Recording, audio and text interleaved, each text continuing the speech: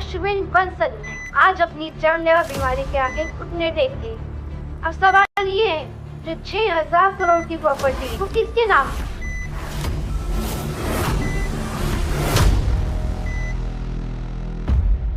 ये देखो, पूरी दुनिया में इसकी मरने की खबरें छप रही हैं और ये यहाँ जीने की उम्मीद लिए बैठा है। जो उम्मीद नहीं छोड़ रहा है उसको दुनिया छोड़ने पे मैं मजबूर करूंगी। तुम्हें किडनी की क्या जरूरत है? तुम्हारे पास वैसे भी कम टाइम है, तो हम सोच रहे हैं कि तुम्हारी किडनी निकाल के तुम्हारे भाई रॉनी को लगा दे। Kidney transplant? वैसे अब हमारा टाइम वेस्ट मत करो, इस पे और 6,000 करोड़ की प्रॉपर्टी पे साइन करो। अपनी सारी जायदाद अपनी माँ के नाम कर। आप ये कैसे कर सकते हो? आप मेरी माँ हो। बदनसीबी से तुम जिंदा हो तो सिर्फ अपने बेवकूफ बाप की बदौलत। डिवोर्स के बाद वो हर महीने तुम्हारे नाम पे मुझे पैसे बेचता था, तभी अब तक तुम्हें जिंदा रखा, नहीं तो तुम्हें मैं कब से मार देती। लेकिन आप तो कहती थी कि पापा मुझसे नफरत करते थे, वो मेरी फिक्र नहीं करते थे। अपने फायदे के लिए झूठ बोलना तो इंसान की फितरत होती है। इंसान नहीं, हैवान है आप। और तू कौन है? जिस बाप ने पूरी जिंदगी तेरी इतनी चिंता की, उसे तूने अकेला छोड़ दिया। बाईपास सर्जरी अभी नहीं की तो आपके पिताजी नहीं बचेंगे, इसमें आपके साइन चाहिए। ध्यान से पढ़िए डॉक्टर, इसमें लिखा है कि करीबी रिश्तेदार, और मेरा इनसे कोई भी रिश्ता नहीं है दूर दूर तक। अब ये मरे जिए मुझे फर्क नहीं पड़ता। ऊपर वाला सब कुछ देख रहा है मॉम। अब तो सारी दुनिया देखेगी मिसेस तृप्ति बंसल को करोड़ों की मालकिन बनते हुए। टाइम वेस्ट मत करो, बी अ गुड बॉय।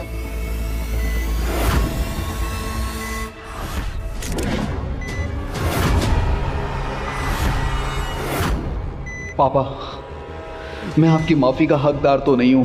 मैंने जिंदगी भर आपको सिर्फ दर्द और दुख दिए हैं, और अगर भगवान ने एक बार और मौका दिया आपका बेटा बनने का, तो सिर्फ आपका बेटा नहीं, आपका गुरूर बनकर आऊंगा।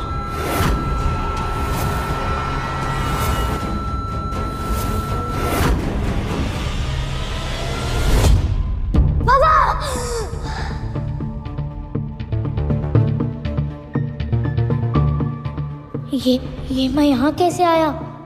वो हॉस्पिटल, मॉम, ये तो मेरे बचपन का घर।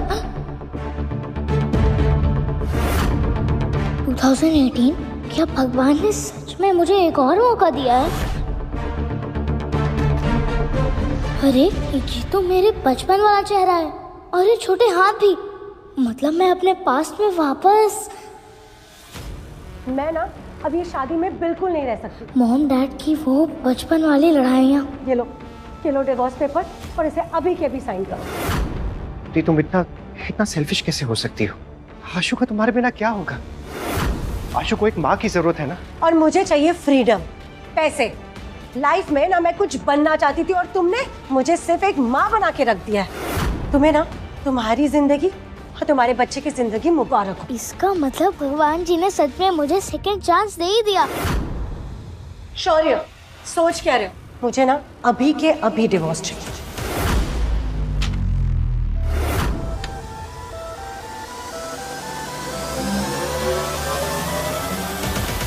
आशु, लो, हो गया डिवोर्स।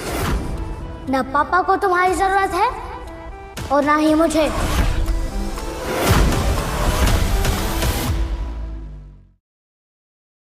आशु, ये क्या किया तुमने? जबरदस्ती का प्यार जानलेवा होता है पापा। आशु, करण अंकल है ना, वो खानदानी रईस है। उनसे मैं जब शादी करूंगी ना, तो मेरे सारे शौक पूरे होंगे। कोई बात नहीं, जाओ, मैं अपने पापा के लिए नई वाइफ और मैं अपने लिए मम्मी नंबर 2 ढूंढ लूंगा, जो तुमसे लाख गुना सुंदर और अच्छी होगी। अब तुम दोनों बाप और बेटे सड़ो इस कूड़ेदान में।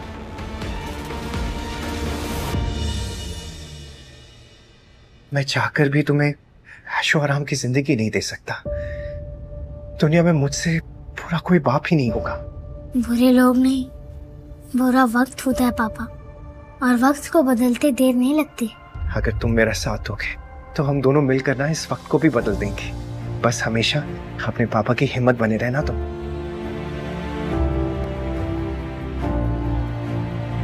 आशु, कल से तुम्हारा स्कूल शुरू होने वाला है ना, तो तुम्हारी नई किताबों और तुम्हारी यूनिफॉर्म के लिए बस इतने ही पैसे हैं पापा के पास। बहुत है पापा। तुम्हें भूख लगी होगी ना, तुम्हारे लिए कुछ खाने के लिए बनाता हूँ। हाँ? इस बार आपको अकेला नहीं छोड़ूंगा पापा।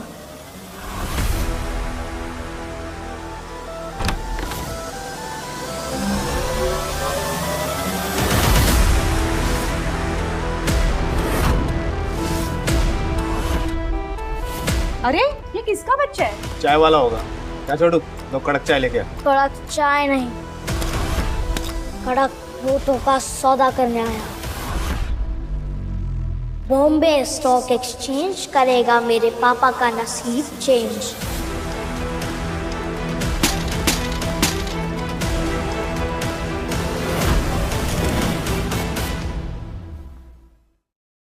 चलो नाश्ता कर लो आशु। आशु, गुल्लक। इंस्पेक्टर साहब, पैसे गए तो गए, पर मेरे बेटे को कुछ नहीं होना चाहिए। एक बस वही है मेरा जीने का सहारा। सीसीटीवी फुटेज में तो दिख रहा है तेरा बेटा ही गुल्लक लेके गया है। Stock exchange? आशु, तुम क्या करने वाले हो? पैसे कम थे, पर इस मित्तल गोल्ड स्टॉक से मैं 50 गुना पैसे बना लूंगा। पापा की तकदीर बदलने के लिए यहीं से शुरुआत करना ठीक होगा।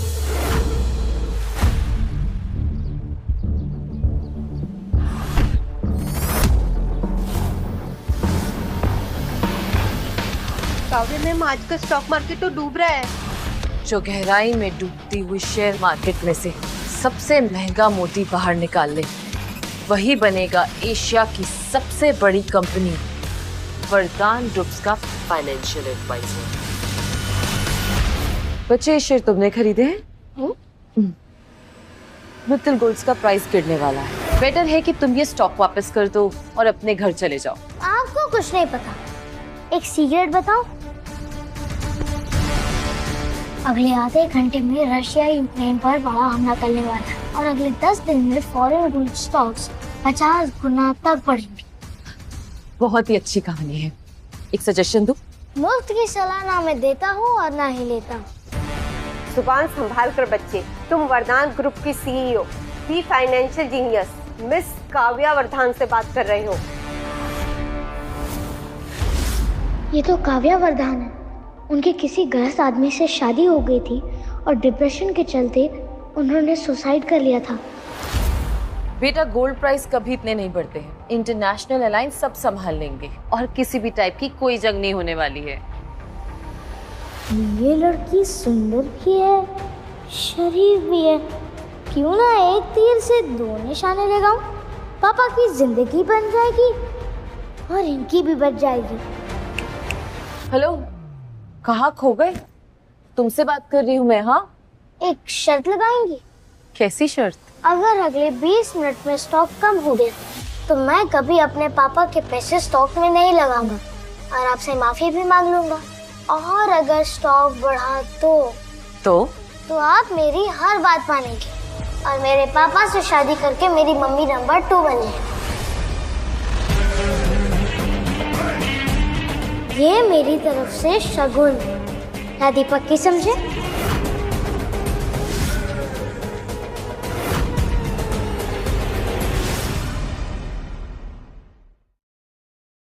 मुझे तुम्हारी शर्त मंजूर है, मगर हाँ, अगर तुम हार गए तो तुम अपने पापा के पैसे कभी वेस्ट नहीं करोगे और यहाँ से सीधा घर चले जाओगे। प्रॉमिस? प्रॉमिस। आशु, आशु, तुम यहाँ क्या कर रहे हो? और गुल्लक के पैसे कहाँ हैं? वो सारे पैसे मैंने स्टॉक पे लगा दिए पापा। इतनी मेहनत से एक एक पाई मैंने जोड़ के वो पैसे इकट्ठे किए थे और तुमने ऐसे गवा दिए। हमारी तकदीर बदलने वाली है और वो सिर्फ 20 मिनट में। रातों रात अमीर हो जाएंगे। घर, गाड़ी, बंगला हम सब ले लेंगे। रातों रात अमीर? चप्पल चुराने वाले कब से महंगे जूते पहनने के ख्वाब देखने लगे? और तू टिंगू, शेयर मार्केट के बारे में पता भी है तुझे कुछ? जबान संभाल के बात करो। और तुम अपनी औकात संभाल कर बात करो। करण मल्होत्रा को आखिर कह रहे हो तुम? बाहर मार्केट में न्यूज है कि एक बेटे ने बाप के सारे पैसे लंगड़े घोड़े पे लगा दिए। अभी पता चला कि वो तो तुम दोनों हो। मेंढक होकर आसमान तक छलांग मारना चाहता है। अच्छा वाह, तुम दोनों के साथ ना मैंने अपना रिश्ता तोड़ दिया, नहीं तो मैं भी एक मजाक बनकर रह जाती। गरीब भले ही हम, पर सस्ते में तुम जैसी पट गई। बहुत जुबान चलती है तेरी। स्टॉक की स्पेलिंग भी आती है? STOCK। क्या कर रहा है? बातें बात हो गई, अब तुम्हारी पोल खोलने का टाइम आ गया। आ कितने बुरे स्टॉक्स खरीदे आपने यहाँ।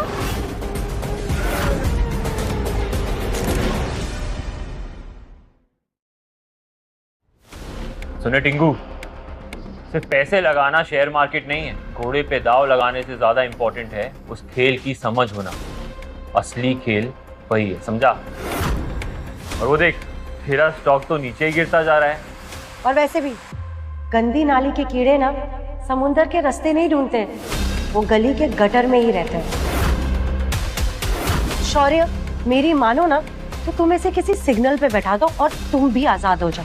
बस 10 मिनट नहीं 5 मिनट और, फिर देखते हैं स्टॉक बढ़ेगा और तुम सब हमारे पैरों में गिर जाओगे। ऐसा तो ठीक है, एक शर्त लगाते हैं। नहीं आशु, कोई शर्त लगाने की जरूरत नहीं। चलो हम यहाँ से चलते हैं। बेटा, तुम्हारे पापा बिल्कुल ठीक कह रहे हैं। स्टॉक वॉक भूल जाओ, पापा के साथ घर जाओ और अपनी पढ़ाई पे ध्यान दो। छोटे पैकेट में बड़ा धमाका हुआ, कुछ ही देर में पता चल जाएगा। आशु चलो। रुको पापा, अब तक बेटा सीखता था और बाप सिखाता था, आज से बेटा सिखाएगा और बाप सीखेगा।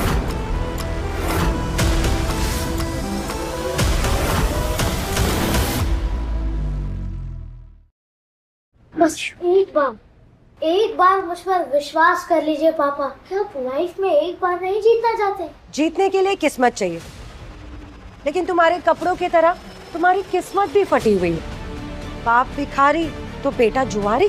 वाह। शुक्र है मैंने इसकी कस्टडी नहीं दी, वरना मेरे पैसे भी जला देता। करण, तुम ना जीनियस हो, जो इसका असली रंग तुमने पहले ही देख लिया। और मैं तो हैरान हूँ कि मेरे कोख से ऐसा बच्चा पैदा हुआ। तुम्हारी गलती नहीं है डार्लिंग, इस शौर्य के खून में ही गंदगी है। और एक भिखमंगे का बेटा तो द्वार ही निकलेगा ना। सही है, चुपचाप निकल जाए यहाँ से। हार जीत का तो पता नहीं आशु, पर आज किसी के दांत जरूर टूटेंगे। गार्ड्स! अरे हटो तुम। क्या बात है पापा? शौर्य, तुम पागल हो गए हो क्या? पागल हो गया हो या नहीं, तुम्हें क्या फर्क पड़ता है? और आशु बिल्कुल सही कह रहा है, हमेशा हम हारे क्यों? पापा, आज के बाद आप कभी नहीं हारेंगे, चाहे कुछ भी हो जाए। मैं आपके नाक नहीं कटने दूंगा। बोलो करण, कैसी शर्त लगानी है तुम्हें?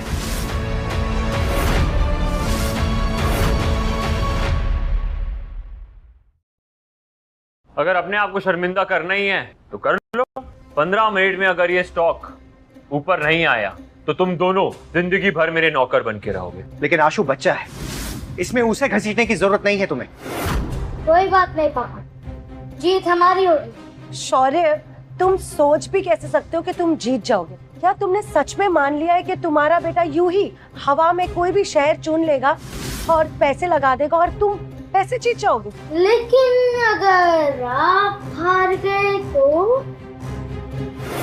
अगर हम हार गए तो यही सबके सामने घुटने टेक कर तुमसे माफी मांगेंगे और तुम दोनों के रास्ते में कभी नहीं आएंगे। पक्की बात? पक्की। लेकिन अब तेरे पास सिर्फ 13 मिनट बचे हैं। जिंदगी भर मेरे जूते साफ करने के लिए तैयार हो जा। सॉरी, तू आशु को अच्छे स्कूल में डालना चाहता था ना? टेंशन मत ले, मैं हूं ना, मैं डालूंगा, लेकिन प्यून बनने के लिए। अभी समय बाकी है, तुम्हारा समय तो तभी खत्म हो चुका था शौर्य, जब तुमने करण मल्होत्रा से पंगा लिया था। अगर मुझे अपनी असलियत इनसे छुपानी ना होती तो मैं इनकी मदद जरूर करती, लेकिन ये स्टॉक मार्केट किस्मत के दम पे नहीं चलती। समय खत्म हुआ आशु, जूते साफ करने के लिए तैयार हो?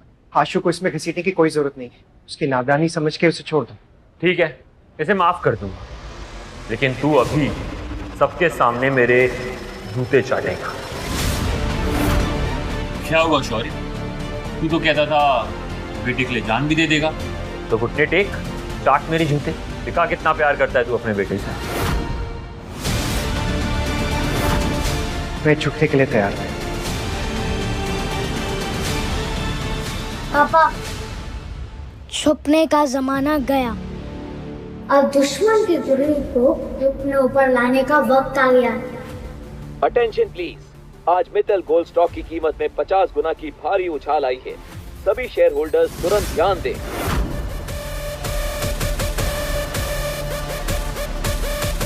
ये अचानक स्टॉक ऊपर कैसे जा रहा है? इम्पॉसिबल। पापा, आज से आपको किसी के सामने झुकने की जरूरत नहीं है।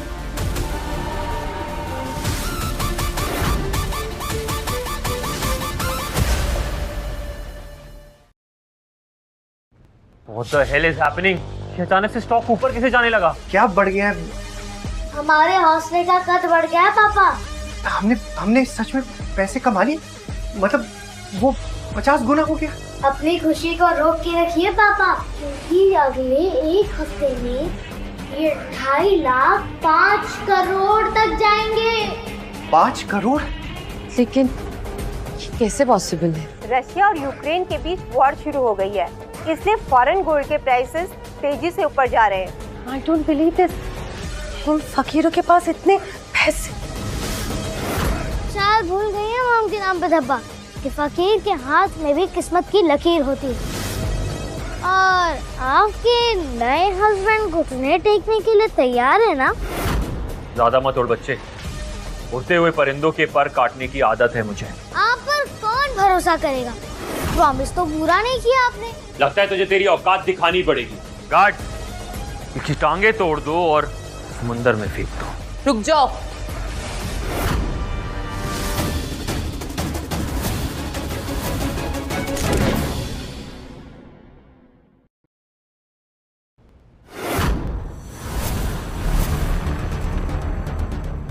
हाँ, अरे डेविड भाई, हाँ आप यहाँ कैसे? क्यों, तुमसे परमिशन लेके आना चाहिए था। अरे नहीं नहीं, मैं तो बस यूं ही पूछ रहा था। हाँ, हम बस निकलने ही वाले थे, हम चलते हैं। चलो चलो भाई। अंकल, अभी शर्त पूरी नहीं हुई है। ज्यादा जबान चल रही है तेरी, जबान निकाल लूंगा, समझा? अच्छा हुआ याद दिलाया छोटे उस्ताद, तुम दोनों ने कह ही दिया था कि हारोगे तो घुटने टेकोगे, तो हमसे गलती हो गई, हमें माफ कर दो। तुम्हारी गलती। वैसे तुम दोनों माफी के लायक नहीं हो, लेकिन मेरे पापा कहते हैं माफ करने वाला गलती करने वाले से बड़ा होता है। और आप सब तो मेरे और पापा के सामने इतने छोटे हो। तुझे एक दिन जरूर देख लूंगा टिंगू। चलो।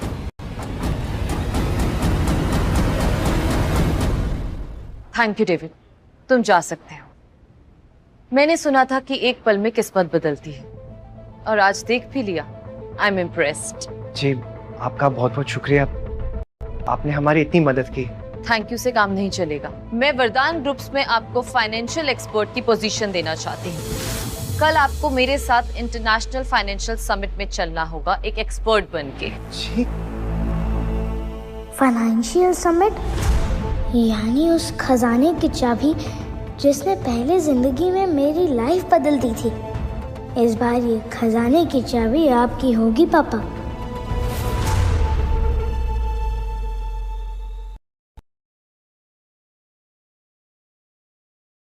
ये है मिस काव्या वर्धान, वर्धान ग्रुप की सीईओ। वर्धान ग्रुप? पापा, आप इन्हें सिर्फ काव्या बुला सकते हैं, वो भी पूरे हक से। क्या बात कर रहे हो तुम? अब माफ कीजिएगा, ये मजाक करने की आदत है इसकी। No issues. Ma'am, Rihaan Singhania जाने माने फाइनेंशियल एक्सपर्ट हैं और वो हमारे एडवाइजर बनने को भी तैयार है। हम सिंघानिया के साथ बिजनेस नहीं करेंगे। वो हमारा बिजनेस एंड एसेट्स हड़पना चाहते हैं। उनके साथ बिजनेस करना मतलब शेर के मुंह में हाथ डालना। Not possible. काव्या जी, मुझे ये फाइनेंशियल समिट इसके बारे में कुछ पता नहीं है, और इतनी बड़ी जिम्मेदारी तो मैं नहीं निभा पाऊंगा। Please mister Shaurya, don't be humble. मैंने अभी देखा कि यहाँ पे क्या हुआ, इसलिए प्लीज आप ये सब बहाने मत कीजिए। आप शायद मुझे गलत समझ रही हैं, ये तो बस ऐसे ही तुक्के में बच्चे ने कर दिया। इतना सब कुछ एक छोटा सा बच्चा कैसे सोच सकता है? मुझे पता है कि आप इसका क्रेडिट नहीं लेना चाहते। ये सब आप ही ने किया है।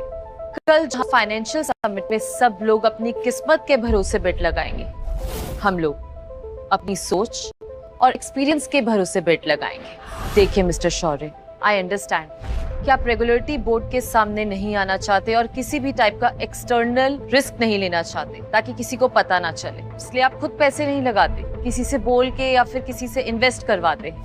बट प्लीज, कल का समिट मेरे लिए बहुत इंपॉर्टेंट है और मुझे आपकी हेल्प की बहुत जरूरत है। पापा आपकी मदद करेंगे, लेकिन शर्त पूरी होने के बाद। आशु, अब ये कौन सी शर्त है? ये है इस हैंडसम बेटे के हैंडसम बाप। बोलो, मेरी मम्मी नंबर 2 बनने के लिए तैयार हो ना आप?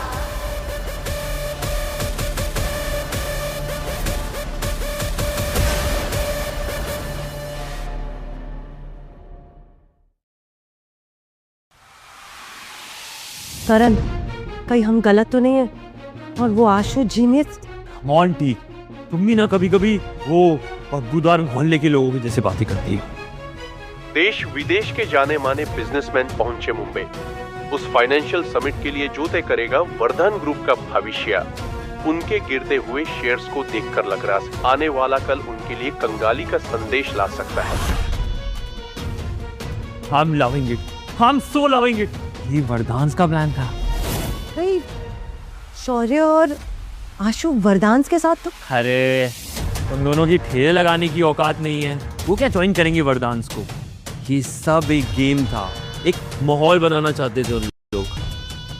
महसूस भिखारी शौर्य को डेविड, उनका हेड सिक्योरिटी गार्ड बनाने क्यों आया? करण, that's why I love you। तुम ना यहाँ पे सबसे ज्यादा समझदार। बहुत जल्दी तुम्हारा वो भिखारी एक्स हस्बैंड और उसका बेटा हमारे सामने नाक करते दिखेंगे, और ऐसा कि उनके लिए जमीन भी कम पड़ जाए। Let's go.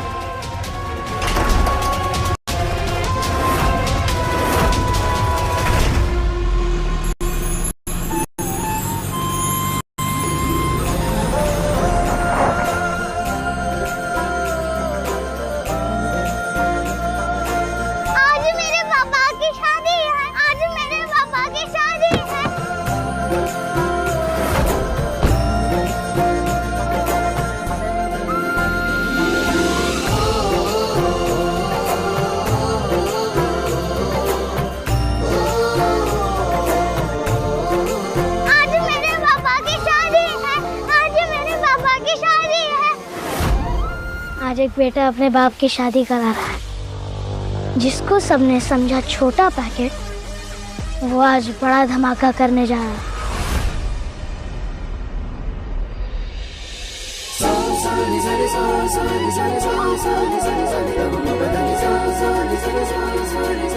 शादी मुबारक मम्मी नंबर 2।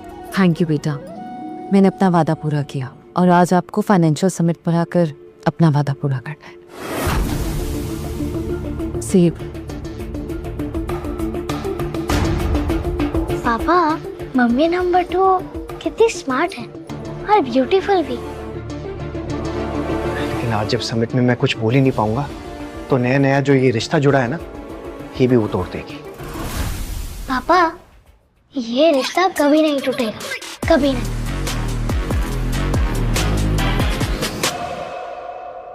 पापा, हाँ? रिक्शा से चलते हैं। क्यों आशु, तुम पापा की लॉटरी लगी है?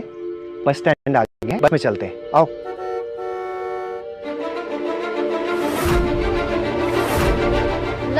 लौटने। लगता है आज आपका राजयोग शुरू हुआ।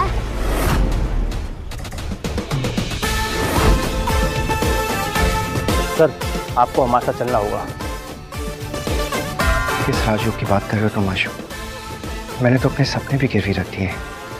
पता नहीं अब क्या होगा।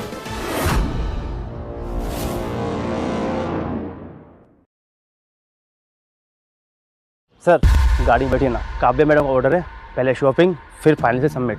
मैडम आपको वहीं मिलेंगी। 256 नंबर की बस आती होगी, बस हम उसमें चले जाएंगे, आप तकलीफ मत कीजिए। अरे पापा, आप मम्मी नंबर 2 की बात नहीं मानेंगे तो वो नाराज हो जाएंगे। मैं तो अपनी नई मामा की हर बात मानूंगा। अब चलिए। चलिए सर।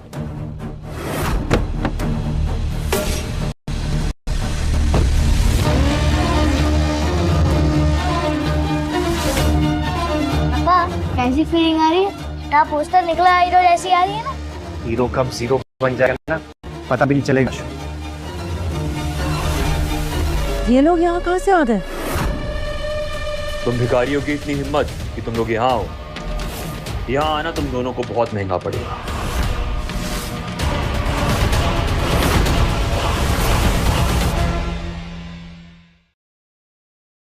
आपको क्या लग रहा है मिस्टर मल्होत्रा, ये फाइनेंशियल समिट आपके बाप की जागीर है? शौर्य, जुबान संभाल कर बात करो, वरना क्या मॉम के नाम पे धप्पा? फिर से कोई शर्त लगा के घुटने टेकने वाली हो क्या? क्यों बेकार में अपनी बेइज्जती करवा रही हो तुम? ये गली का कुत्ता और ये चूहा बहुत फुदक रहे हैं। आज इनका सामना शेर से होगा। लगता है आपने शेर और चूहे की कहानी नहीं सुनी अंकल।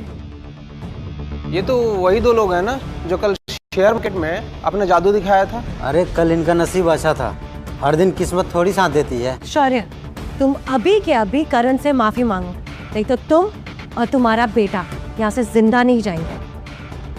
आशु बिल्कुल सही कहता है, मॉम के नाम पे धप्पा ही हो तो। नहीं मानती मैं अपने आप को इसकी माँ। तुमसे शादी करना और इसे पैदा करना मेरी जिंदगी की सबसे बड़ी बेवकूफी। सही कह रही हो तुम। वैसे भी जिसने रिश्तों को छोड़कर दौलत अपनाई हो, उससे बड़ा बेवकूफ तो कोई नहीं सकता। बस बहुत हो गया, अभी मेरे सामने घुटने टेक कर माफी, वरना मैं तुम्हें अपनी हैसियत और तुम्हारी औकात दिखाने पे मजबूर हूँ। औकात की बात कर रहे हो जो एक छोटी सी शर्त नहीं जीत पाया। शौर्य, वो तो छोटी सी बाजी थी, बड़ी बाजी तो तब हुई थी जब मैं तेरी नाक के नीचे से तेरी बीवी को निकाल कर लूँ। अंकल,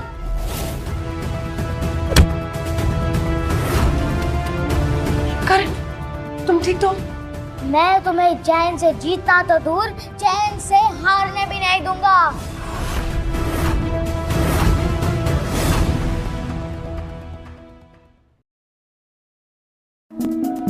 मैम, शौर्य सर और आशु आए हैं। Okay, let's go. शौर्य, संभालो अपने बदतमीज बच्चे को, नहीं तो अंजाम अच्छा नहीं होगा। मेरे पापा तुम जैसों के हम क्यों से डरते नहीं हैं। आशु, बस बहुत हो गया। सही कह रहा है, बस बहुत हो गया। अब तुम्हें बाहर फेंकवाने का टाइम आ गया है। गार्ड्स, रुक जाओ। आखिर मैं भी तो देखूं कि किसमें इतनी हिम्मत होगी जो मेरे पति और बच्चे पे हाथ उठाना चाहते हैं।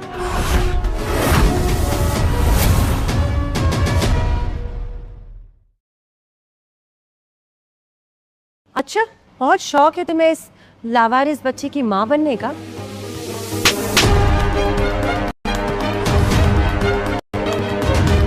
इस थप्पड़ को याद रखना। आज के बाद मेरे बेटे को लवारिस कहना तुम जैसी औरत को बहुत महंगा पड़ेगा। सिर्फ नाम की नंबर 2 हो, बाकी हर तरफ से नंबर 1। तुमने शौर्य से शादी कर ली, जिस आदमी को मैंने कचरे की तरह फेंक दिया था। मुझे बहुत ही तरस आता है तुम जैसी औरतों पे, जो शौर्य जैसे पति की इज्जत नहीं कर सकी। भूल गए तुम लोग किसके लिए काम करते हो? मारो इन्हें।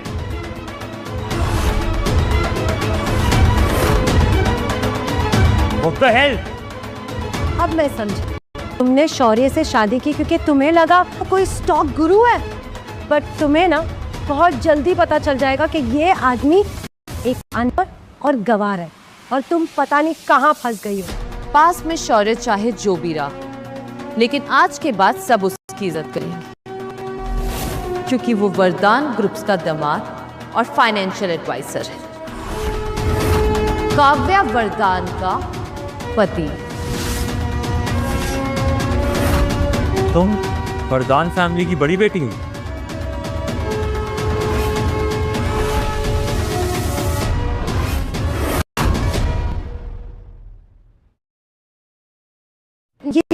ये कैसे हो सकता है? एक राह चलते आदमी से काव्या वरदान ने शादी कर ली। देखो काव्य, मैं समझता हूँ तुमने इससे शादी कर ली। पैरों की जूती को सर पे रखने से वो सर का ताज नहीं बन जाता। फिलहाल अपने सर को तो तुम्हें बचाना चाहिए जूतों से, क्योंकि जिसकी बैलेंस शीट खुद ही लाल है वो शेयर होल्डर्स को प्रॉफिट बनाना क्या सिखाएगी? Whatever। लेकिन काव्या, मैं तुम्हारे शेयर होल्डर्स को बता दूंगा कि तुमने इस राह चलते आदमी को अपना फाइनेंशियल एडवाइजर बना दिया है। फिर देखता हूँ कितना भरोसा करेंगे वो तुम। अगली बार से सोच समझ के बात करना कि तुम्हारे सामने कौन खड़ा है। और जहां तक बात रही मेरे शेयर होल्डर्स की, तो वो तुम जैसे आदमी की बातों से बहकने वाले नहीं हैं। अब लविंग इट।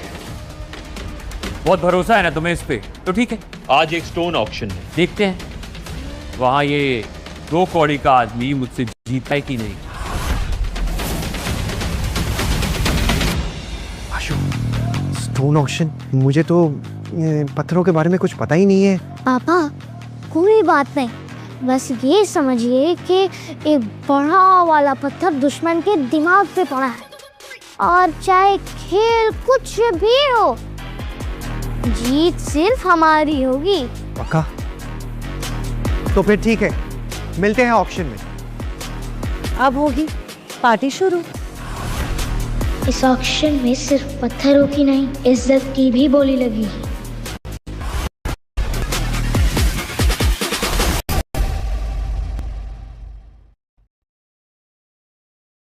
पार्टी अभी शुरू नहीं होगी, पार्टी तो तब शुरू होगी जब पैसे लगे। बोलो, लगाते हो 10 करोड़ की शर्त? हाँ, मुझे मंजूर है।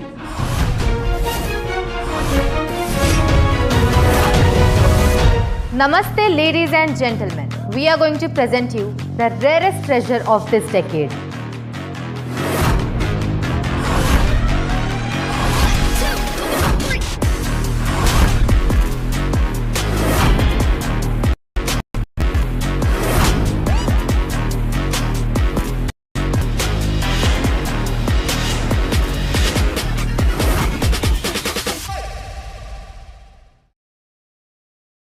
ये सिर्फ पत्थर नहीं बल्कि चाबी है,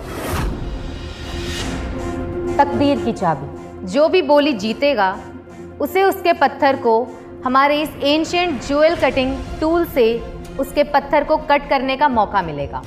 हमारे साथ एक जेमस्टोन एक्सपर्ट है जो आपको आपके पत्थर की कीमत बताएंगे। मुझे तो बहुत डर लग रहा है मैम। शौर्य सर की समझ में कुछ आएगा? उन्हें पत्थरों की पहचान है भी। शौर्य को पत्थर की पहचान हो या ना हो, मगर मुझे हीरे की पहचान जरूर है। मैंने यहाँ आने से पहले एक इनसाइडर से पता लगाया था। पहले, दूसरे, तीसरे पत्थर में खास टाइप के जेमस्टोन्स हैं। जो भी उन्हें खरीदेगा वो जीत जाएगा, मगर जो भी तीसरा पत्थर खरीदेगा वो बर्बाद हो जाएगा, क्योंकि उस पे जेमस्टोन का निकलना बहुत मुश्किल है। पापा डरो मत, बस एक्टिंग करो कॉन्फिडेंट रहने की। तो शुरू करते हैं इस सदी का सबसे बड़ा जेमस्टोन ऑक्शन। पत्थर नंबर 1 के लिए बिडिंग स्टार्ट होती है।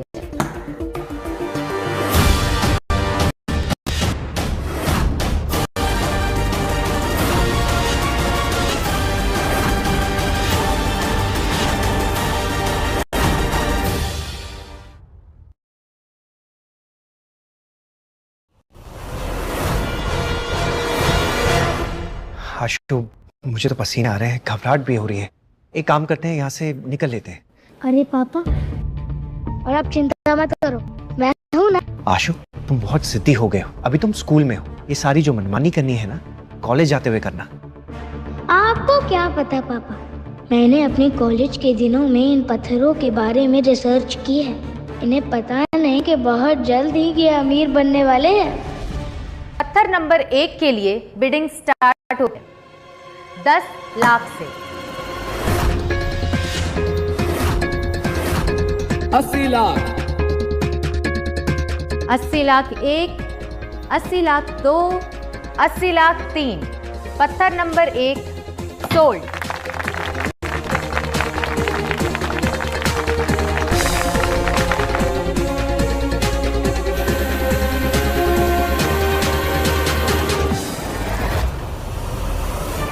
ऐसे चल के कोई भी आ गया ऑक्शन में, इन्हें तो जेमस्टोन की समझ भी नहीं।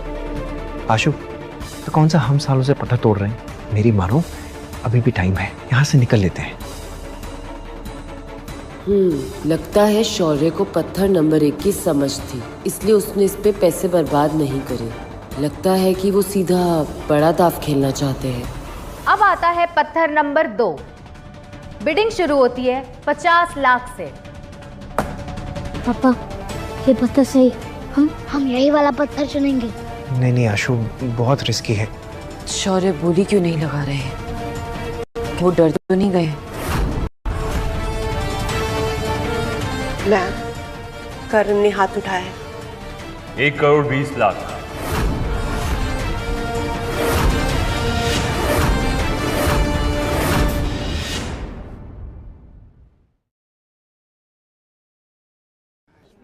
क्या हुआ शौर्य, हाथ नहीं उठाया?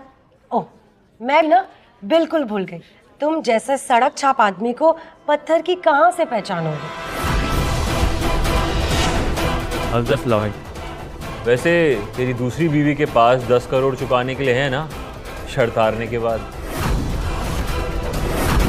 मैंने कहा था ना मैडम, शौर्य सर आज नैया डुबा के रहेंगे।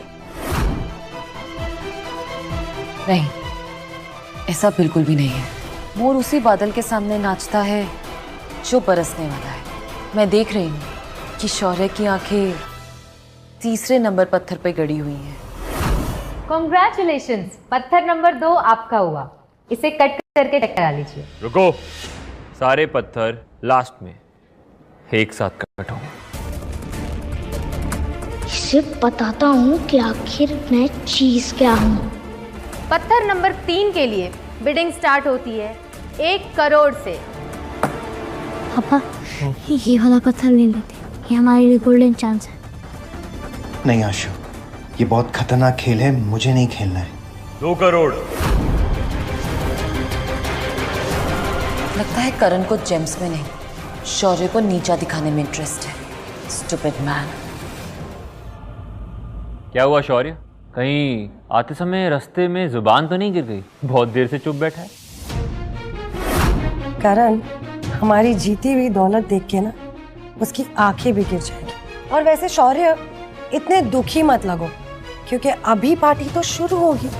करण मल्होत्रा साहब की बोली 2 करोड़, 2 करोड़ 1, 2 करोड़ 2।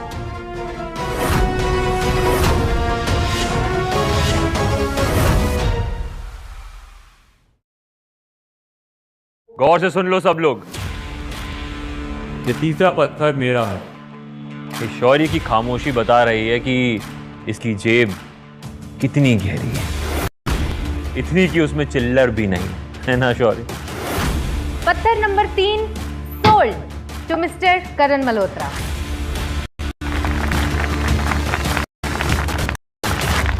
अब ये तो होना ही था, जब शेर दहाड़ता है ना तो भौंकते कुत्तों को चुप होना ही पड़ता है ना। I'm just loving it। इन दोनों का चेहरा देख के ना मेरी जीत की खुशी दुगनी हो गई। शायद आपकी आंखों को चश्मे की जरूरत है अंकल। ये अभी भी एक पत्थर बाकी है।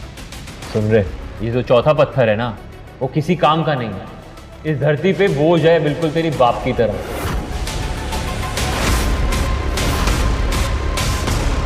अब देर किस बात की? ऑक्शन तो करण जीत ही गया है ना, तो अनाउंसमेंट भी कर दो। नो मैम, रूल्स के हिसाब से आखिरी पत्थर के बाद ही विनर डिसाइड होगा।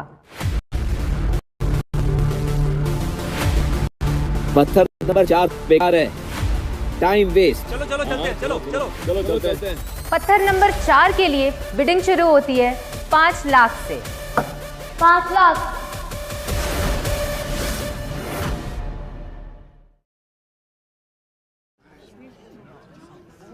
शौर्य, ये वाला पत्थर क्यों ले रहा है? आशु, ये क्या बेवकूफी है?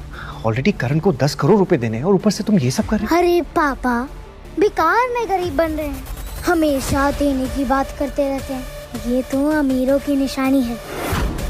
अभी ये सब मत सोचिए, बस थोड़ा सा भरोसा रखिए मिस्टर। तो आखिर बाप बेटे ने अपना मजाक उड़ाने के लिए सारी तैयारी कर ही ली। हो मॉम के नाम पे धब्बा। मजा तो तब आता जब आप लोग भी बोले लगाते, लेकिन लगता है आप दोनों में हिम्मत नहीं है। ये जो पत्थर है ना, ये बिल्कुल यूजलेस है। इसका मतलब है मैं ऑलरेडी जीत चुका हूँ, समझा? 5 लाख 1, 5 लाख 2, 5 लाख 3। पत्थर नंबर 4 सोल्ड शौर्य बंसल के नाम।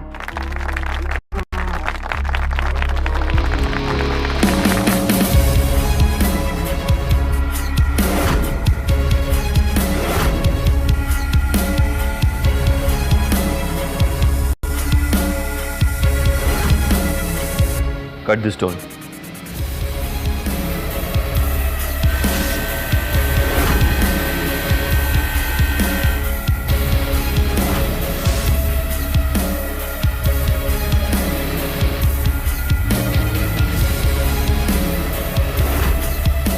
इसे भी काटो।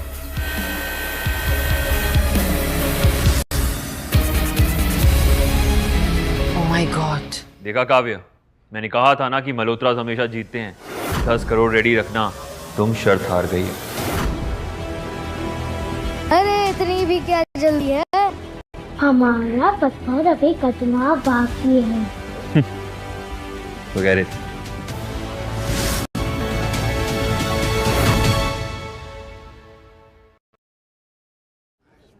पापा, हीरो की तरह आपका भी चमकने का टाइम आ गया। जाइए स्टेज पर, जाइए। वरदान इंडस्ट्रीज के फाइनेंशियल एडवाइजर के लिए जोरदार ताली। और उनकी इज्जत के पकोड़े तलने के लिए जोरदार गालियां। मम्मी नंबर 2, हमें जीतेंगे। पापा पर भरोसा रखो। मैं जानती हूँ बेटा, वैसे तो मैं इतनी जल्दी पे भरोसा करती नहीं हूँ, और अगर भरोसा कर लूँ तो जिंदगी भर वो भरोसा अटूट रहता है। 1 मिनट, पत्थर तोड़ने से पहले चलिए देखते हैं कि मिस्टर शौर्य बंसल की किस्मत की लकीरें क्या कहती है। अरे अरे, इनके हाथों में तो अमीर की कोई रेखा ही नहीं है।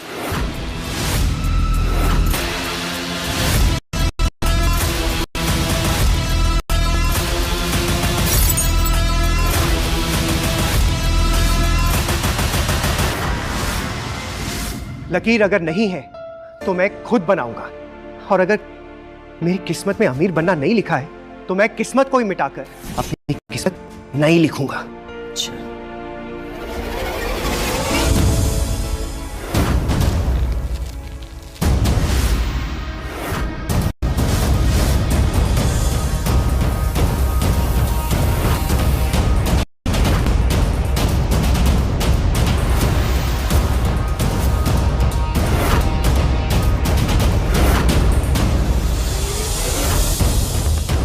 काटो इसे।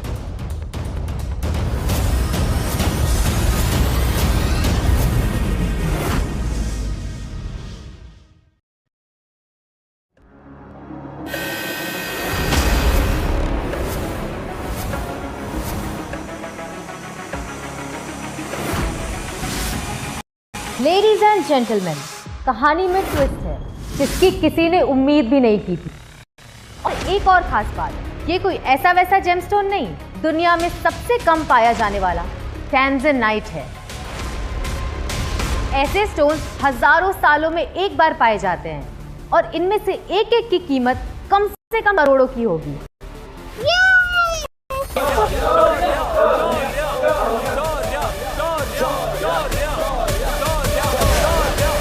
करण, आज तुमने 10 करोड़ रुपए खो दिए और अपनी 2 पैसे की इज्जत भी। How sad.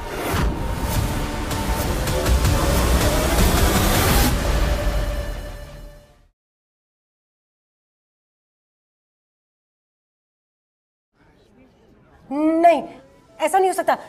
ये सब नकली है। दोबारा चेक करो। शौर्या जी मान गए आपकी नजर को। सही पहचाना आपने, असली वैल्यू वहीं और में थी। नजर अच्छी है, तभी तो इन्होंने नंबर 2 को चुना है।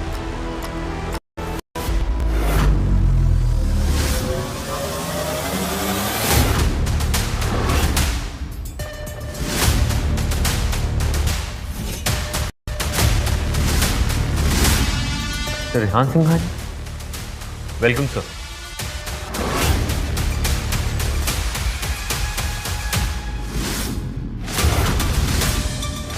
करण किसी और के सामने झुक गया। मैं डिस्कशन तो नहीं, डील करता हूँ। बहुत सुना है मिस्टर सिंघानिया के बारे में। कहते हैं ये जिस पत्ते पर हाथ रखे वो इक्का निकलता है। सुना है काव्या ने रेहान का रिश्ता ठुकरा दिया था। लगता है वो यहाँ काव्या और वरदान ग्रुप से बदला लेने आया है। इस पत्थर के सारे जेमस्टोन्स अब मेरे हैं। शायद तुम भूल रहे हो कि वरदान इंस्पेक्शन। बेटर होगा कि तुम यहाँ से चले जाओ।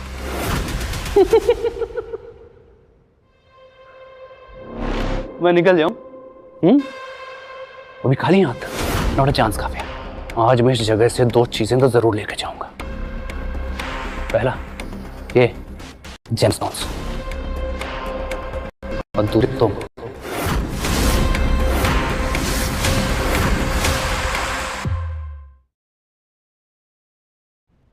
ये जेमस्टोन तुम्हारे नहीं, मेरे पापा के हैं। वो हमने जीते हैं। बेटा सब कुछ ऑक्शन नहीं होता।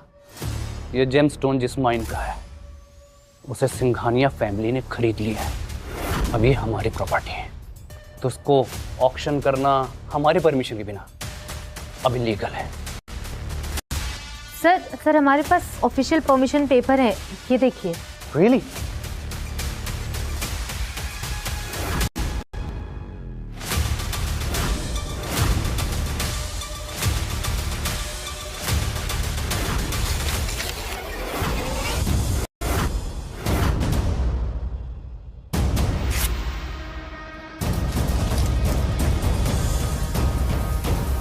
थोड़ा आया मुझसे 10 करोड़ लेने वाला। अभी जो टेंजनाइट है ना, ये भी हाथ नहीं आएगा तेरे। पापा जेमस्टोन देंगे, लेकिन मेरी मम्मी नंबर 2 को वेडिंग गिफ्ट के तौर पर। बेटा अपने पापा का चेहरा ने एक बार अच्छे से देख लिया आखिरी बार, तो कुछ पल के बाद वो सिर्फ एक याद बनकर रह जाएंगे।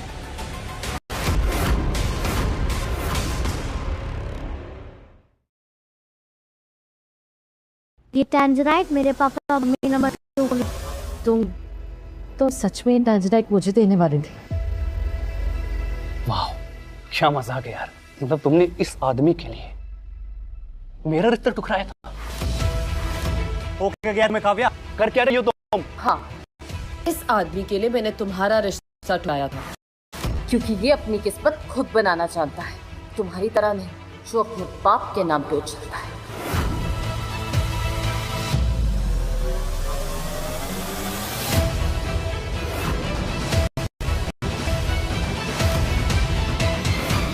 काव्या, इन्हें वो टाजनाइट जो भी है वो दे दो ना, ताकि ये मामला यहीं का यहीं खत्म हो जाएगा। नहीं शौर्य, वो गिफ्ट मेरे पति ने मुझे पहली बार दिया है, और उस गिफ्ट के लिए मैं पूरी दुनिया से लड़ सकती हूँ।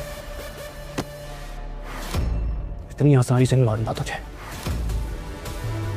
अगर शेयर होल्डर्स की मीटिंग है ना, मैं भी देखता हूँ इस डरपोक को तुम कैसे सबके सामने इंट्रोड्यूस करती हो।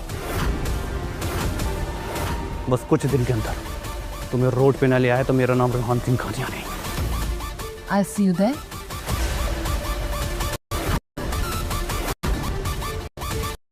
See you soon, शौर्य।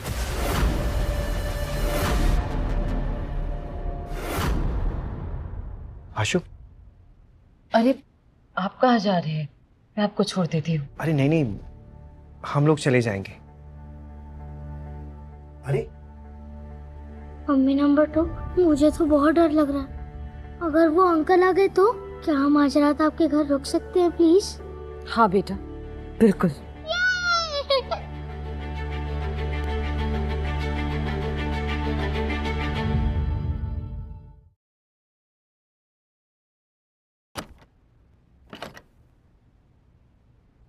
कितना बड़ा घर है और ये लाइट्स पहले से ऑन क्यों है?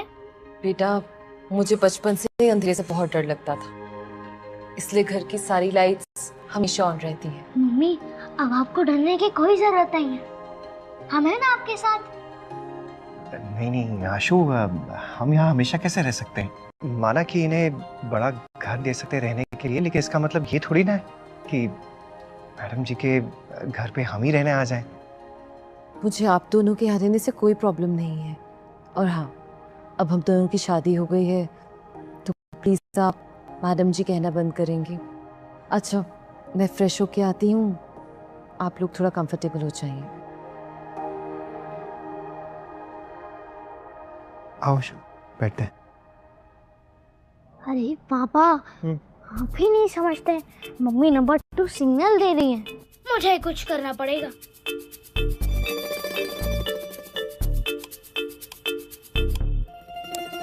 ये लाइट को क्या हुआ?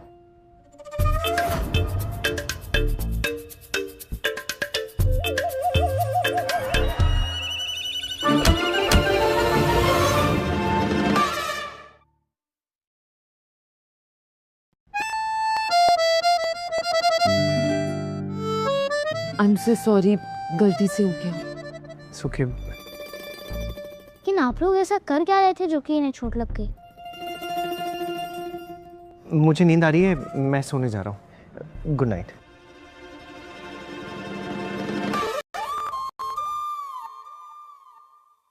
Good morning mummy number 2। Good morning. Poha, upma, आलू के पराठे सब पापा ने बनाए हैं आपके लिए। खा के बताओ कैसा बना है?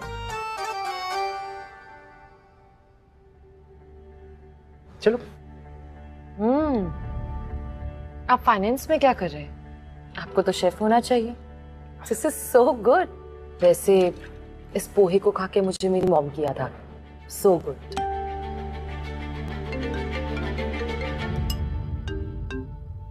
हेलो मैम, जल्दी ऑफिस आ जाइए। देशमुख जी ने हमें रॉ मटेरियल देना बंद कर दिया है। सारे कस्टमर्स हमारा प्रोडक्ट लेने से मना कर रहे हैं, जिसकी वजह से हमारे स्टॉक की वैल्यू गिर रही है। What? खबर मिली है कि सिंघानिया ग्रुप और देशमुख ग्रुप के बीच में एक सीक्रेट डील हुई है। वो अपना प्रोडक्ट मार्केट में हमसे आधे दाम में बेच रहे हैं। सारे कस्टमर्स उनकी तरफ जा रहे हैं। मैम, आप तुरंत ऑफिस आ जाइए। या, आई एम कमिंग। मैं आ रही हूँ। मुझे कुछ जरूरी काम है, मैं आती हूँ। I'll see you guys. आशु, मैं रेहान सिंघानिया से जाके माफी मांग लेता हूँ। ये उसी ने किया होगा। जरूर चोन ऑप्शन का ना बदला ले रहा है वो हमसे। पापा, अगर आप वहाँ गए तो वो सब आपकी पिटाई करेंगे। अगर आपको मम्मी नंबर 2 की मदद करनी है तो मेरे पास एक आइडिया है। कैसा आइडिया?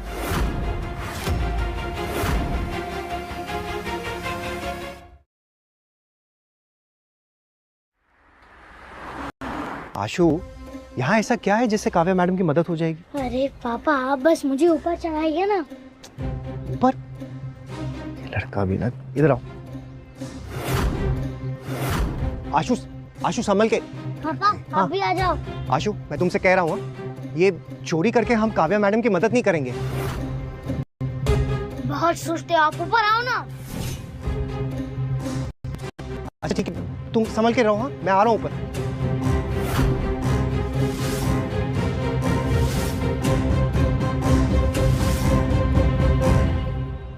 आशु, हम लोग यहाँ पे क्या ढूंढ रहे हैं? तुलजापुर की ब्लेड टेक्निक का सीक्रेट फॉर्मूला। क्या टेक्निक? तुलजापुर की ब्लेड टेक्निक, जो देशमुख फैमिली के विरासत का हिस्सा है, और वो फॉर्मूला अभी भी इस देशमुख मैंशन में ही रखा हुआ है। देशमुख मैंशन?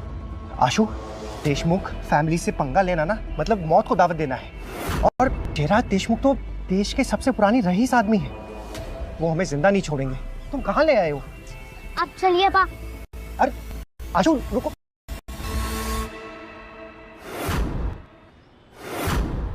रुको, चलो अंदर।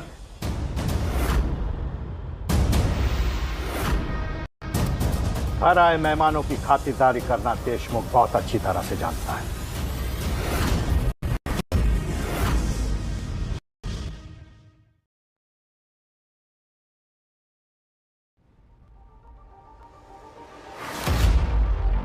गलत घर में चोरी की, वो भी एक बच्चे के साथ मिलके। शर्म नहीं आती तुम्हें?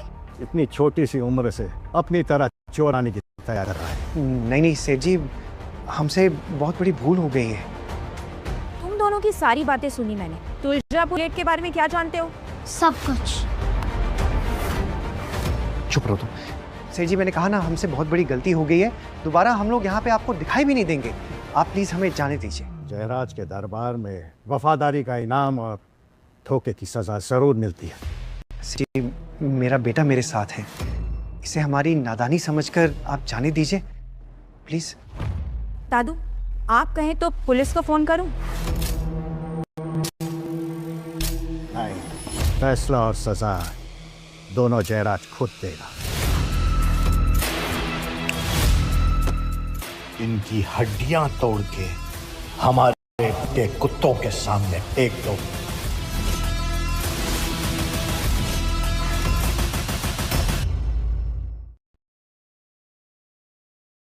मैंने तुम्हें जयराज जी के साथ मीटिंग फिक्स करने को कहा था, क्या हुआ उसका? कोशिश कर रहे हैं मैम, लेकिन वहां से कोई जवाब नहीं मिल रहा है।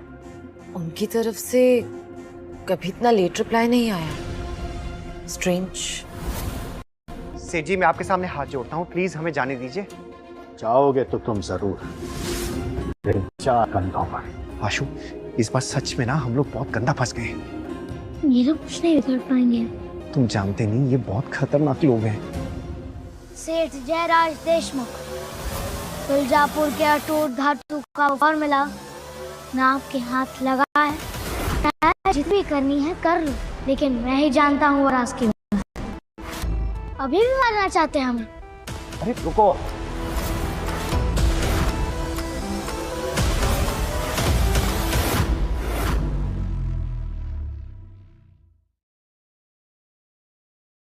कहाँ सुना तुमने तुलजापुर के अटूट धातु के बारे में? चाहे जहाँ भी सुना, लेकिन मुझे ये पता है कि आपने पूरी जिंदगी उस धातु को ढूंढने में लगा दी।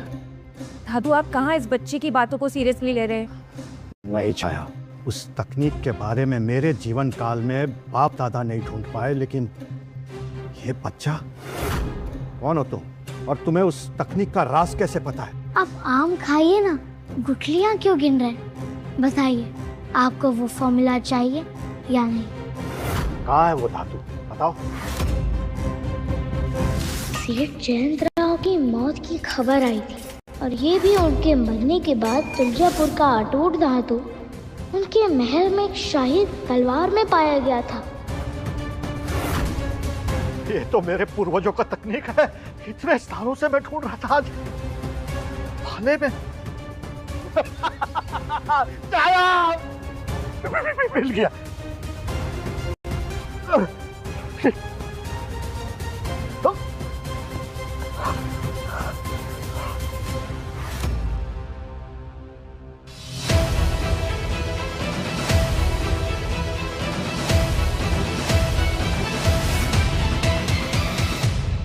मैं आपको वो धातु दे सकता हूँ दादू, लेकिन आपको हमारा एक काम करना होगा। बताओ, 2 धातु मुझे। दादू, ये टाइम वेस्ट कर रहा है और कुछ नहीं। नहीं छाया, अगर देशमुख परिवार की विरासत वापस लाने में 1% भी चांस है ना, तो मैं चांस इस बच्चे को देना चाहूंगा।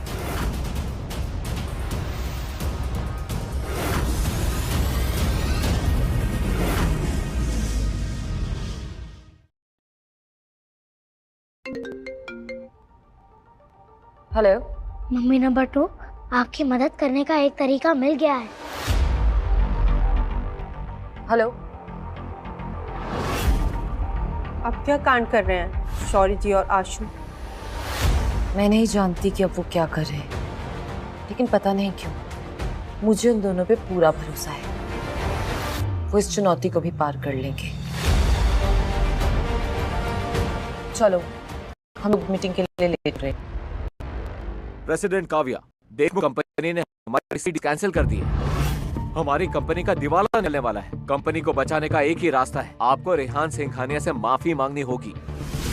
कंपनी को बचाने की मैं पूरी कोशिश कर रही हूँ। हाँ, आपने जो उनका फाइनेंशियल समिट में इंसल्ट किया, इसके लिए वो हमारी कंपनी के लिए मुसीबत खड़ी कर रहा है।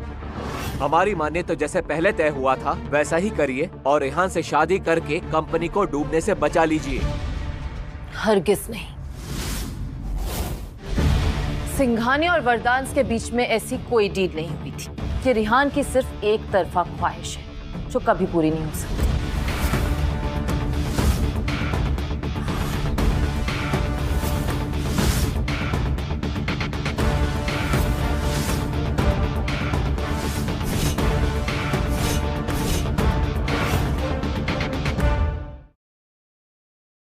हमारी बोर्ड मीटिंग चल रही है। तुम्हारी हिम्मत कैसे हुई हमारी बोर्ड मीटिंग में आने की?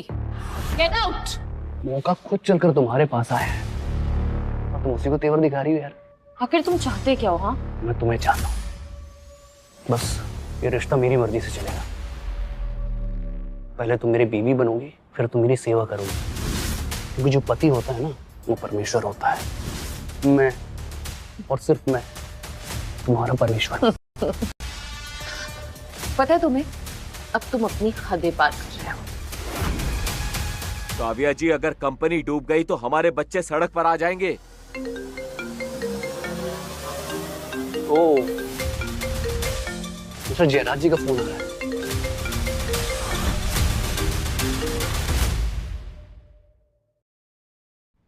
मैम, देशमुख जी तो हमारा फोन तक नहीं उठा रहे हैं और यहाँ वो रेहान को कॉल पे कॉल कर रहे हैं। हाँ जी सर, बोलिए। रेहान, तुम कहाँ हो?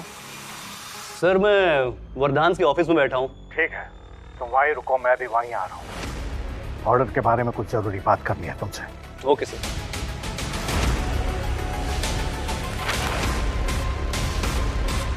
सुना तुम लोग? मिस्टर जयराज खुद तुम्हारे ऑफिस में आ रहे हैं इन पेपर्स को साइन करने और तुम्हें ये बताने कि वो आज के बाद तुम्हारे साथ कोई भी डील नहीं करेंगे। लेकिन तुम अपनी कंपनी को ना अभी भी बचा सकती हो, बस तुमको अपना ईगो साइड में रख के उससे माफी मांगनी होगी। वरदान ना ही कभी किसी के सामने झुके हैं और ना ही कभी किसी के सामने झुकेंगे। ठीक, तुम्हें माफी नहीं मांगनी ना, मत मांगो। और तुम्हें अपनी कंपनी को बचाना है ना, तो उसके लिए तुम्हें मिस्टर जयराज के आने से पहले सीईओ की पोजीशन से अभी कभी रिजाइन करना होगा।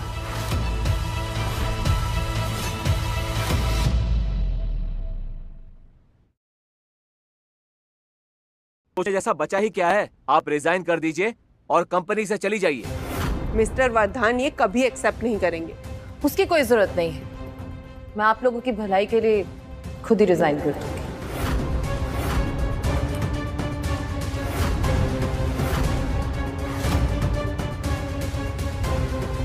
काव्या, रुक जाओ, पेपर साइन मत करना। बकरा खुद चल कर आ गया कसाई के पास कटने। तुझे मारने में बहुत आएगा। मजा तो अब आएगा।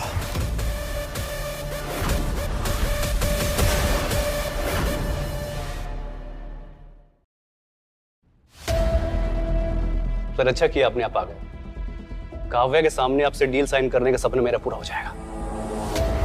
ये तुमसे डील करने नहीं आए हैं, ये मेरे और पापा के कहने पर आए हैं। बेटा मुंह बंद रख।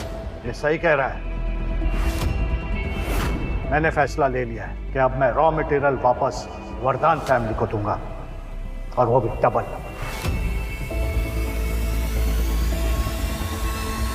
सर, अगर मुझसे कोई गलती हुई तो हम बैठ के बात कर सकते हैं सर, लेकिन आप इस तरह अपने वादे से मुकर नहीं सकते। चुप करो, देशमुख तुम्हें सफाई देगा। तुम्हारी इतनी औकात नहीं हुई है बच्चे, और वैसे भी शौर्य तुमसे लाख लाख गुना काबिल है और नेक दिल है,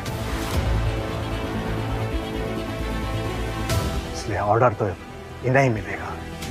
किसने सोचा था शौर्य सर एक दिन देशमुख सर को हमारा पार्टनर बना देंगे?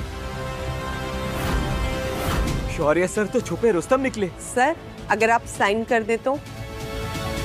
हाँ, हम साइन जरूर करेंगे, लेकिन पहले शौर्य और आशु एक वादा पूरा करें जो हमें दिया है। कैसा वादा?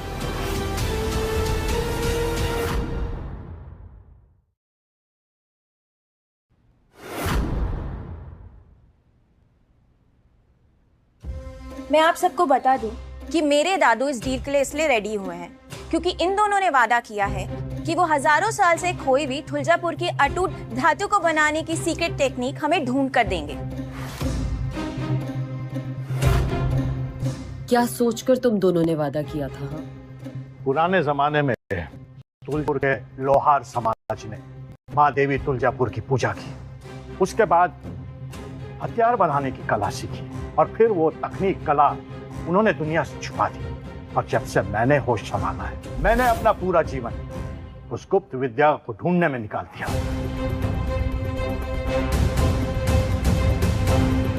तुम्हारे बेटे के कहने पर हम अपना ये खानदानी हथियार यहाँ पर लेकर आए हैं। तो बताइए वो सीक्रेट टेक्निक कहाँ है?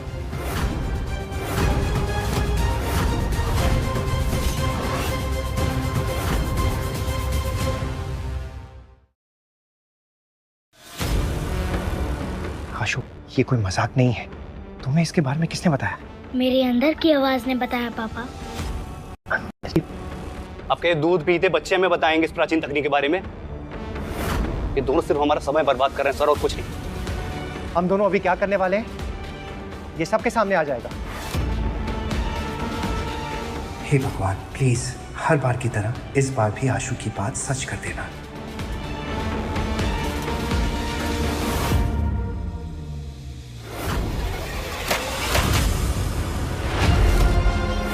ये क्या किया तुमने? मैं तुम्हें जिंदा नहीं छोड़ूंगा।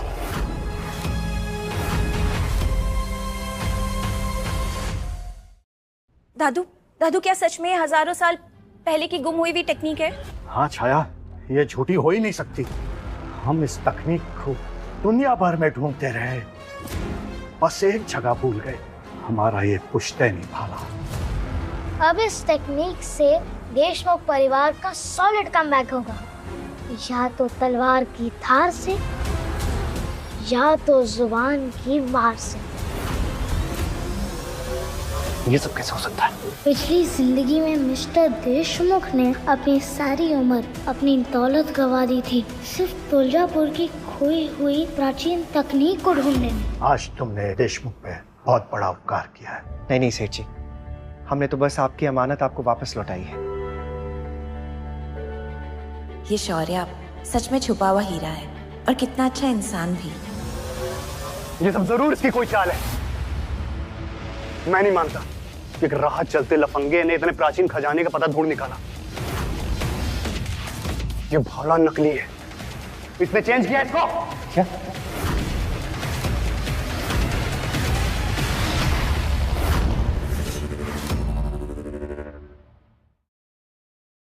तुम होते कौन हो सही या गलत का फैसला करने वाले? हाँ रेहान, रेहान रुक जाओ, ये एकदम सही कह रही हैं। ये भाला ना हमेशा स्ट्रिक्ट सिक्योरिटी में रहता है, इसको बदलना तो दूर, इसे कोई छू भी नहीं सकता। प्लीज ये बंदूक नीचे करो। देखा, देशमुख परिवार की बेटी को किसी पे शक नहीं। दफा हो जाओ यहाँ से। ठीक, चला जाता हूं, मगर आज तेरी जान लेकर जाऊंगा मैं।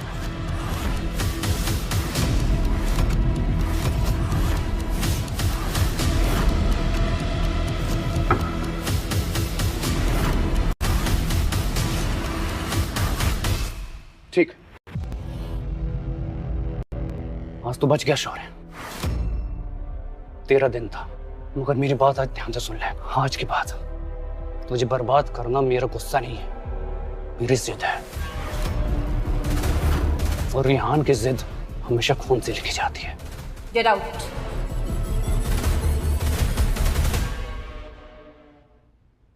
आप ठीक तो? फाइन। काव्या, तुम्हारे पति और बेटा हमें पसंद आए। खूब सोची समझी चॉइस है तुम्हारी। आप मेरी तारीफ कर रहे हैं या इनकी? सच कहूं, अगर तुमने इनसे शादी नहीं की होती तो मैं अपनी पोती कि शादी इनसे करवा देता। सेठ जी, आप मुझे शर्मिंदा कर रहे हैं। तारीफ की आदत डाल लो शौर्य। कुछ ही दिनों में काव्या के दादाजी का 70वां बर्थडे है और हम वहां जरूर आएंगे बधाई देने। अच्छी जरूर। पर एक बात तो मैं समझ गई, चाहे मेरे पति को पसंद हो या ना हो, तारीफ के काबिल तो है।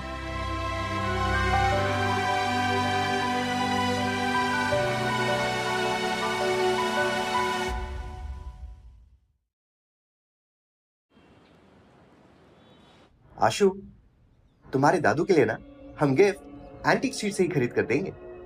यहाँ ढूंढे तो खजाना भी मिल जाए। मैंने इस पे बहुत रिसर्च की है। मुझे तो ये समझ में नहीं आता है कि मैं तुम्हारा बाप हूँ कि तुम मेरे बाप हो। बेटा ही हूँ पापा, वो बेटा जो अपनी गलतियों को सुधारने के लिए वापस आया था। काश आपको पता होता कि यही वो स्ट्रीट है जहाँ से आपके बेटे ने एंटीक किक बनने का सफर शुरू किया था।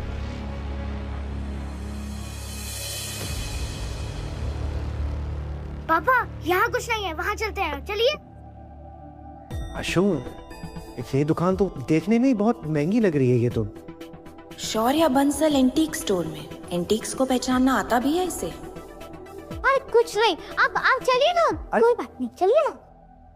रुक जाओ।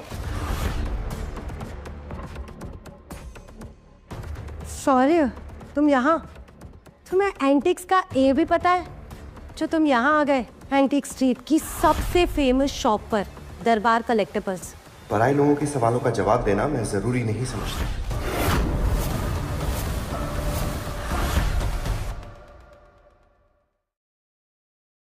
अब पराया बना ही दिया है तो तुम्हारा तमाशा बनाने में भी ना मुझे कोई अफसोस नहीं होगा। किस बात का तमाशा बनाओगी तुम तृप्ति? ये बाजार तो सबके लिए खुला है, यहाँ तो कोई भी आके एंटीक्स खरीद सकता है। शौर्य, मैं तुम्हें बहुत अच्छे से जानती हूँ, तुम्हारी अकल भी और तुम्हारी औकात भी, और दोनों ही एंटिक्स के तो बिल्कुल लायक नहीं। और तुम्हें पता है, तुम अपने हद से बाहर जा रहे हो। क्या ये औरत शौर्य की पहली बीवी है?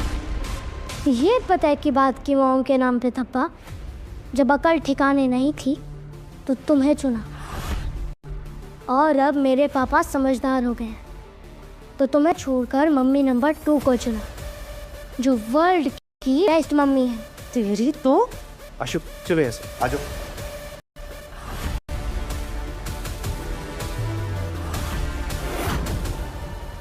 बहुत सारी चीजें हैं यहाँ, है ना? ये नहीं। है? आ जाओ, इधर देखते। हेलो जी, आप कोई खास चीज ढूंढ रहे हैं? नहीं, बस ऐसे ही देख रहे हैं। फिर आप तो शायद गलत जगह पर आ गए हैं। आपके पास एईए कार्ड है? AEA card? Antique experts association card. अगर आपके पास ये कार्ड है ना, तो आप इस दुकान से कुछ भी खरीद सकते हैं। अरे, मैं तो एईए कार्ड के बारे में बिल्कुल ही भूल गया। अरे ब्रिजेश, जिसके पास डेबिट कार्ड रखने की औकात नहीं है, वो ये कार्ड क्या रखेगा? ये देख, AEA प्रीमियम कार्ड, ये सिर्फ स्पेशलिस्ट को मिलता है। बड़ी बड़ी कंपनीज अपने पसंदीदा लोगों को ये कार्ड्स चुन के, कुछ जैसे रद्दी उठाने वाला ये कार्ड छूने के लायक भी नहीं है, समझा?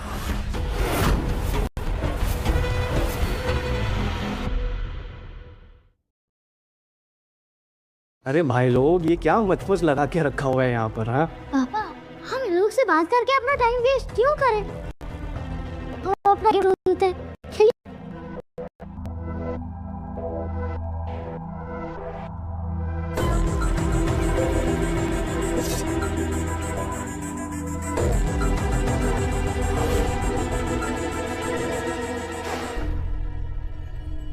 आशु, मुझे तो समझ में ही नहीं आ रहा है, क्या ले? समझ के बाहर है ना? इसे कहते हैं बंदर क्या जाने अदरक का स्वाद। और वैसे भी एंटिक्स खरीदना ना रईसों का शौक है। बैंक में 50,000 आ जाने से तुम जैसा भी रईस हो जाता है। पापा, तुम्हें यही तो चाहिए था। आशु, ये तो बहुत ही सिंपल पीतल की चायदानी है, उन्हें पसंद आएगी। हाँ हाँ, दादू को चाय पीना बहुत पसंद है। उन्हें ये चायदानी अच्छी रहेगी। तुम्हें कैसे पता? वो मम्मी ने बताया था।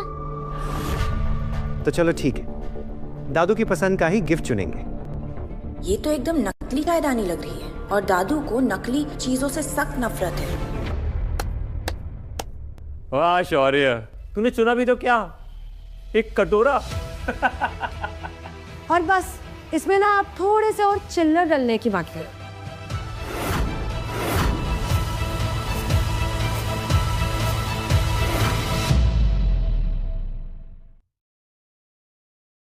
शौर्य मेरे दोस्त, तू कितनी भी कोशिश कर ले, 4 लोगों के सामने ना तेरी औकात बाहर आ ही जाती है।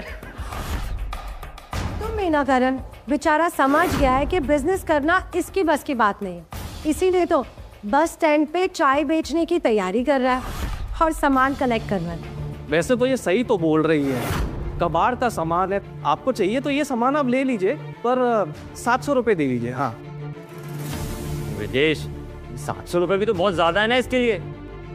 तुझे पता है शौर्य, 700,000 की टिप तो हम लोग वेटरों को दे देते हैं। दूं क्या तुझे?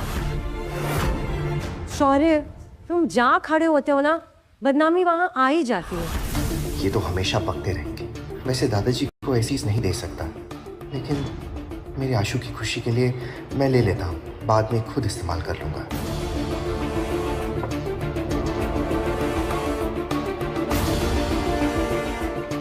ये लीजिए 700 रुपये। शॉपकीपर अंकल, आप बस इस चायदानी पर गर्म पानी डाल दीजिए। गर्म पानी क्यों? वो हमें कुछ चेक करना है। आशु, अब ये क्या नया ड्रामा है? आप इस ड्रामे का मजा लो ना पापा। हाँ? और अंकल आप गर्म पानी डालो, लेकिन अंदर नहीं, ऊपर डाल दीजिए ना प्लीज।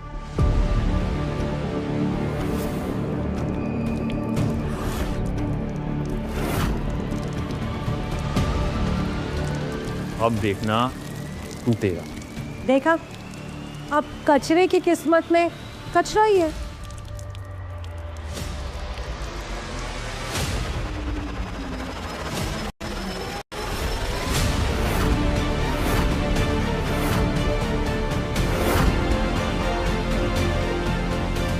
ये तो सूर्यमणि से बनी हुई चायदानी है। मैंने ना पुरानी किताबों में पढ़ा था, ये तो द्वापर युग कारीगरों की बनाई हुई अमीर निशानी है।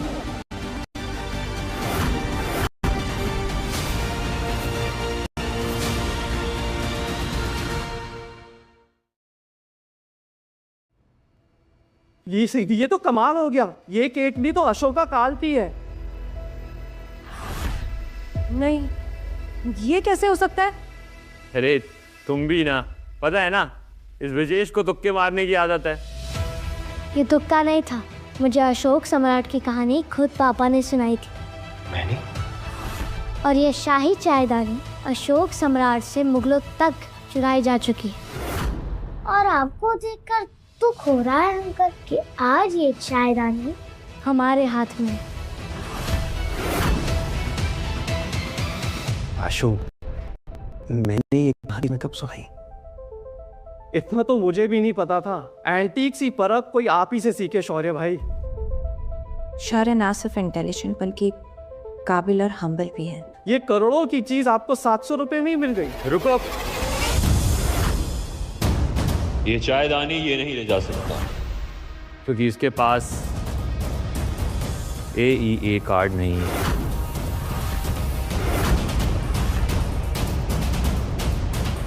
हाँ, ये नायाब केतली उसी के लायक है जो इस एंटीक को खरीद सकता है। क्या?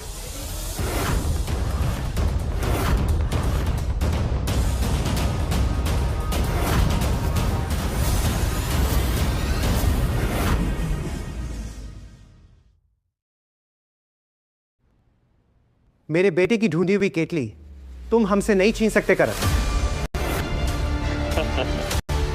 तेरी बीवी भी तो छीनी थी तुझसे, तब तो नहीं इतना फुदका तू। और वैसे भी जो बिना काट के इस मार्केट में आने की जुर्रत करता है ना, उसके साथ यही सुलूक होना चाहिए। अगर ये बात है तो एक बात आज मैं भी ठान लेता हूं, ये केतली ना मैं अपने साथ लेकर ही जाऊंगा। अरे पर बिना कार्ड के मैं ये केटली कैसे दे सकता हूँ? सुना ना शौर्य, अब ना अमीर होने के ख्वाब अपने दिल से ना पूरी तरीके से निकाल, समझे? और सुन, अपने 700 रुपए ले और यहाँ से निकल, क्योंकि ये एंटी खरीदने की औकात तेरी तो नहीं है।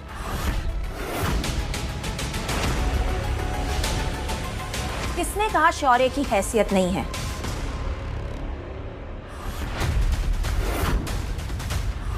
किसने कहा कि मिस्टर शौर्य की हैसियत नहीं है?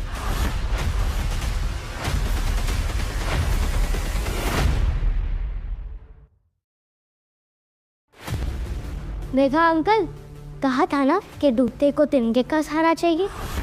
हमें तो सीधा टाइटैनिक ही मिल गया। ये रहा मिस्टर शौर्य का एंटीक एक्सपर्ट एसोसिएशन का प्लेटिनम कार्ड।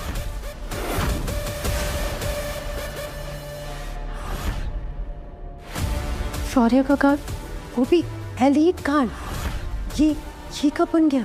तुम्हारे बेकार से सवाल का जवाब देना मैं जरूरी नहीं समझती। Antique expert association, elite members होंगे। मिस्टर शौर्य को एंटीक एक्सपर्ट कहना तुम्हारी औकात के बाहर है, और उन्हें नकली कहना तुम्हारी हिम्मत के बाहर। ऐसे इस दुनिया में सिर्फ 10 एलीट मेंबर्स हैं।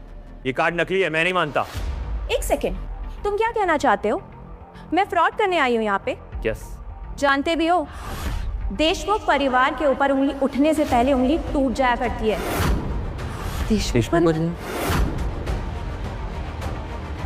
भाई अब इनका तो कार्ड भी आ गया है और 700 रुपये भी ये मुझे दे चुके हैं, तो अब देखा जाए तो ये चायदानी शौर्य भाई की हो।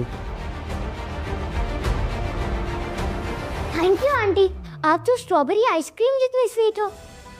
आंटी को मस्का लगाने की जरूरत नहीं है। सच में थैंक यू सो मच। आज आपकी वजह से ही ये खजाना हमारे हाथ लगा है। मिस्टर शौर्य, देशमुख परिवार अपनी विरासत के लिए जाना चाहता है। हम आसानी से किसी से दोस्ती नहीं करते, और जब दोस्ती करते हैं तो मरते दम तक निभाते हैं। और दुश्मनी तब तक निभाते हैं जब तक दुश्मन के कदम हमारे पैरों के नीचे ना जाए।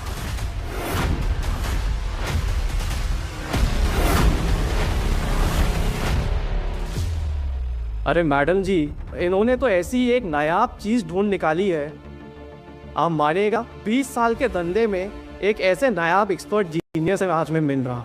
और जब ये खबर बाहर फैल जाएगी ना कि देशमुख परिवार के एंटीक एक्सपर्ट ने दरबार कलेक्टिबल से एक अमर निशानी खरीदी है, तो शहर में तहलका मच जाएगा। बकवास है ये सब।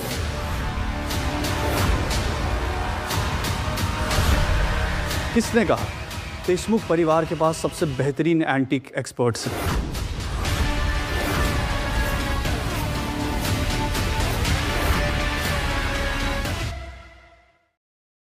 किसने कहा देशमुख परिवार के पास सबसे बेहतरीन एंटीक एक्सपर्ट्स हैं? कमाल अरोड़ा। बस अब इसके आने की देर थी। अरोड़ा फैमिली जो पीढ़ियों से एंटीक का बिजनेस कर रहे हैं, उसका एक लौता वारिस। वाह, ये कौन है? ये बहुत फेमस है क्या? आशु, इनके बारे में तो मैंने भी बहुत सुना है। टीक्स के साथ साथ ना इन्वेस्टमेंट्स में भी इनका बड़ा नाम है। याद आया, जब मैं 17 साल का था तब ऐसा ही एक खानदान मीडिया में बहुत मशहूर हुआ था। सरकार ने उसकी सारी प्रॉपर्टी छीन ली और उन्हें जेल में डाल दिया। उनके इकलौते बेटे ने फॉरेन इन्वेस्टमेंट्स के साथ हाथ मिलाकर देश को धोखा दिया है। शायद ये वही है। छाया देशमुख, तुम्हें याद है ना, पिछली बार मैंने तुम्हारे सारे एक्सपर्ट्स खरीद लिए थे, क्योंकि अरोड़ा फैमिली से एंटीक्स के मामले में कोई नहीं भिड़ सकता। लेकिन तुम बाज नहीं आओगे। शायद तुम भूल गए हो मिस्टर अमान, मैंने तुम्हें कहा था बहुत जल्द एंटीक किंग होने का ताज अरोड़ास के सर से देशमुख के सर पे आ जाएगा। चाहे तुम मेरा कितना भी पीछा कर लो, लेकिन मैं हार मानने वाली नहीं हूँ, आगे बढ़ती जाऊंगी। मैं कोई 11 मुल्कों की पुलिस नहीं हूँ जो तुम्हारा पीछा कर रहा हूँ, बल्कि मैं तो तुम्हारा साया हूँ। पर तुम्हारे इस एक्सपर्ट की चॉइस को देख कर ना मुझे तुम्हारी समझ पर डाउट हो रहा है। देशमुख एंटीक्स की जगह कचरा उठाने लग गए।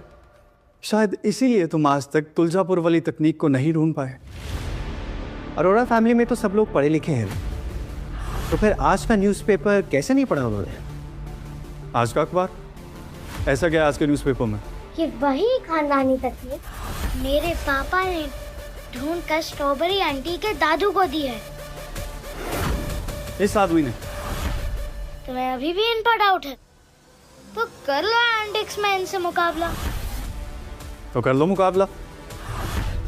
मुकाबला करते हैं, जो इस हॉल में सबसे महंगी पेंटिंग ढूंढेगा वो जीतेगा। बोलो, है मंजूर? मंजूर।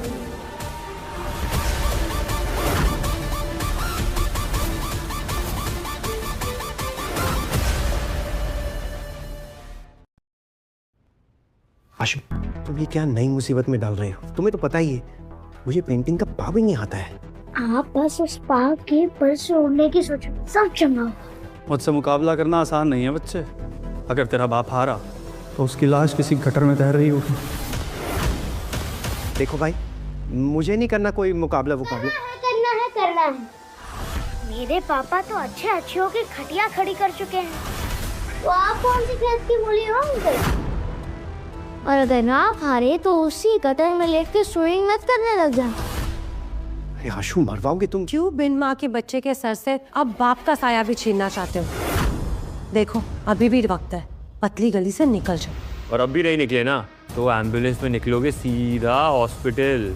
तुम देशमुख परिवार के एक्सपर्ट हो ना, मैं अरोड़ा परिवार का।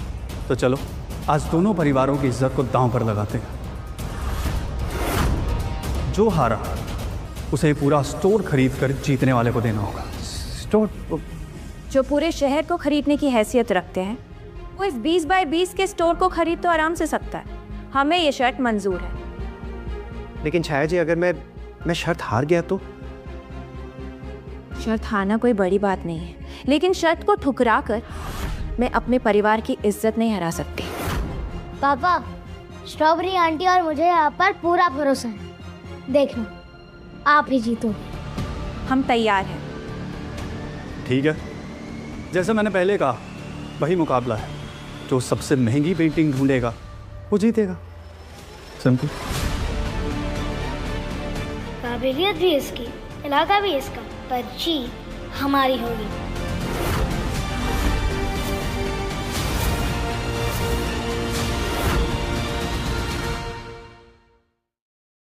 फिक्र मत करो, मेरे पापा कभी नहीं हारते।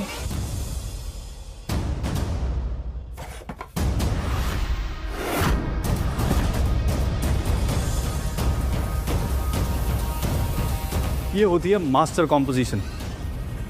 ब्रश स्ट्रोक्स क्या कमाल के हैं। ये मुगल काल की आर्ट है। ऐसी पेंटिंग मुगल काल के एक पेंटर गालिबुद्दीन बनाते थे। ये उन्हीं की पेंटिंग है। कमाल है।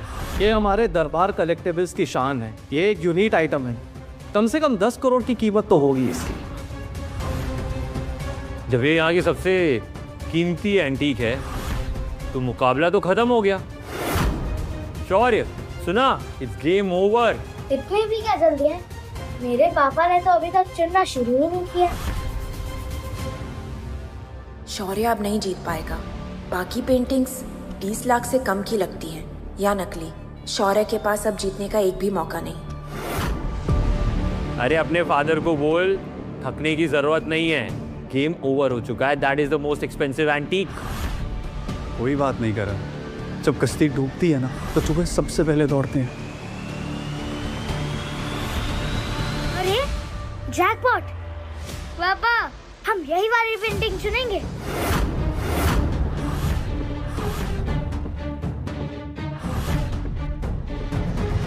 क्या कलाकारी है, आर्टिस्ट ने दिल निकाल के रख दिया। ये मेरे नजरों से कैसे छूट गई? लगता तो पूरा ओरिजिनल है। शायद पुरानी स्याही का इस्तेमाल हुआ है। ठीक है, ये सच में। एक मिनट पापा, ये लीजिए पापा, पानी पीजिए।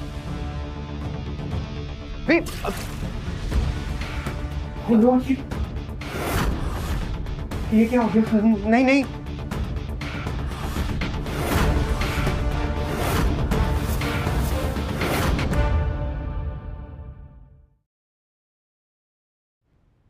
हे माता रानी, ओरिजिनल पेंटिंग तो करोड़ों का होता है और आपने ऐसे ही बर्बाद कर दिया।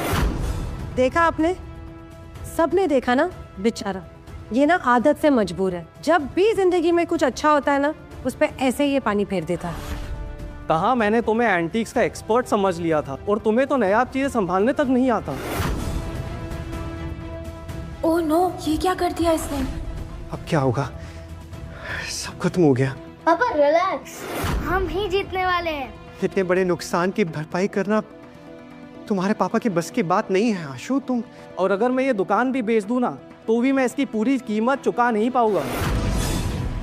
छाया, कहीं तुमने ही तो इसे जानबूझकर पेंटिंग खराब करने के लिए नहीं कहा, ताकि तुम कंपटीशन से बच सको? देशमुख परिवार ने हमेशा से अपनी पीठ पे खंजर खाए, कभी किसी की पीठ पे खंजर मारा नहीं है। ये काम मैं कभी भी नहीं कर सकती। तो फैसला हो चुका है, मैं जीत गया। और हार उन्हीं की होती है जो हारने के लिए पैदा होते हैं। तो फैसला हो गया, आज से दवा कलेक्शंस अमाल अरोरा का होता है।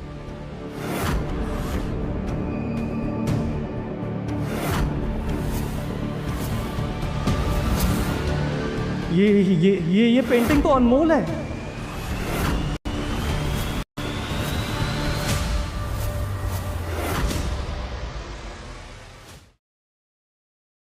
सस्ते से करते हो क्या?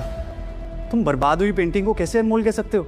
लगता है बेचारे को इस पेंटिंग का सदमा लग गया है। मुझे तो लगता है ये ब्रिजेश बाप बेटी के साथ मिला हुआ है।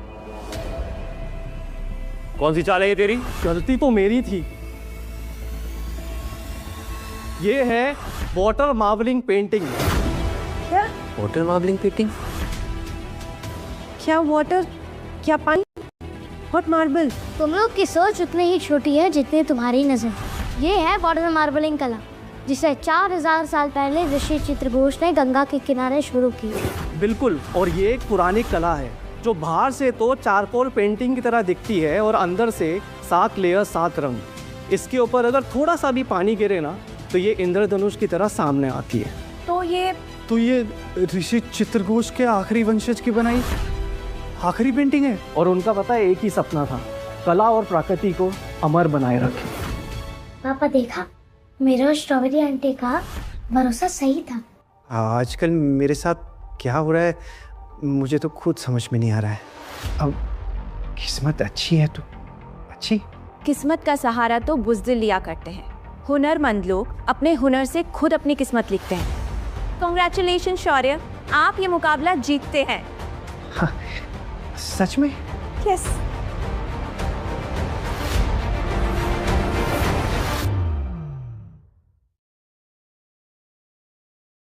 जानती थी एक ना एक दिन मुझे ये नज़ारा ज़रूर देखने को मिलेगा, जब अरोड़ा खानदान का वारिस मिस्टर अमाल अरोड़ा हारेगा। ज़्यादा बोलने की ज़रूरत नहीं है, ये स्टोरी खरीदना ना, कीमत बोलो। इसका हिसाब लगाने में तो बहुत वक्त लगेगा। हाँ, तो जब हिसाब बन जाएगा तो बिल मेरे असिस्टेंट को दे देना। ज़्यादा खुश मत हो शौर्य, आज अरोरा फैमिली से जीत कर तूने बहुत बड़ी दुश्मनी मोड़ ली। ये पेंटिंग जितनी भी महंगी हो, ये दुश्मनी तुझे उससे ज़्यादा महंगी पड़ेगी, समझा?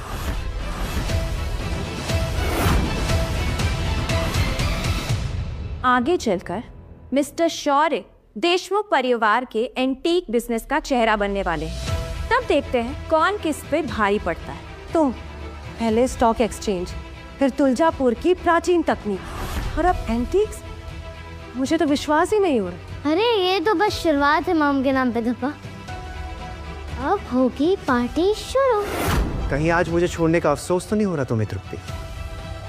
एक मिनट, ये धुआं कहाँ से आ रहा है? समझ में आया, अफसोस के साथ जलन भी हो रही है। तुमने ना ये सब टैलेंट मुझसे छुपा के रखा, क्योंकि तुम अकेले ही ऐश करना चाहते थे ना अपनी जिंदगी में।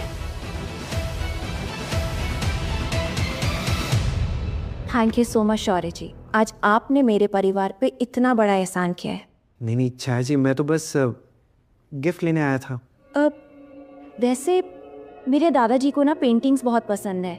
इफ़ यू डोंट माइंड, ये पेंटिंग आज के लिए मैं अपने घर ले जाऊं ताकि उन्हें दिखा सकूं। हाँ हाँ, ले जाइए, कीजिए। जानती हूँ शौर्य, काव्या से तुम्हारी शादी सिर्फ एक कॉन्ट्रैक्ट है। अब तुम्हें हासिल करने से मुझे कोई नहीं रोक सकता। लीजिए ना, जितना मर्जी हो आराम से इस पेंटिंग को देखिएगा, लीजिए। थैंक यू सो मच शौर्य। अब वैसे बहुत लेट हो गया है ना, मैं आप दोनों को घर छोड़ देती हूँ। उसकी कोई जरूरत नहीं है, अपने पति और बच्चे को मैं खुद ले जा सकती हूँ। Mummy number 2।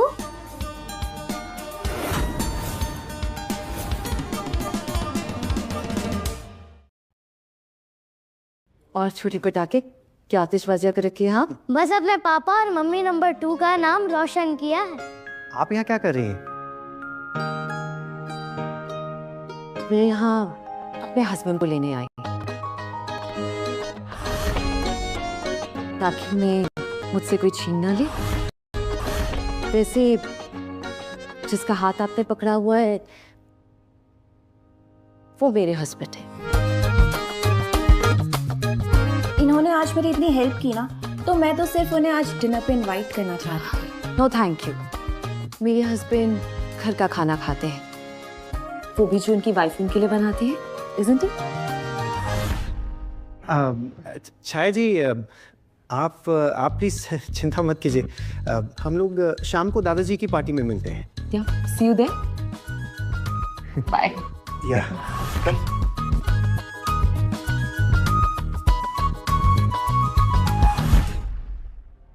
करण, कुछ करो करण, मैं नहीं चाहती कि वो 2 टके का आदमी हमसे जीत जाए।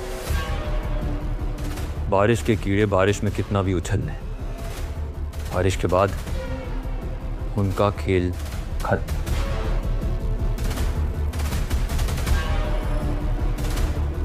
मिस्टर सिंघानिया, आपके बदले का वक्त शुरू।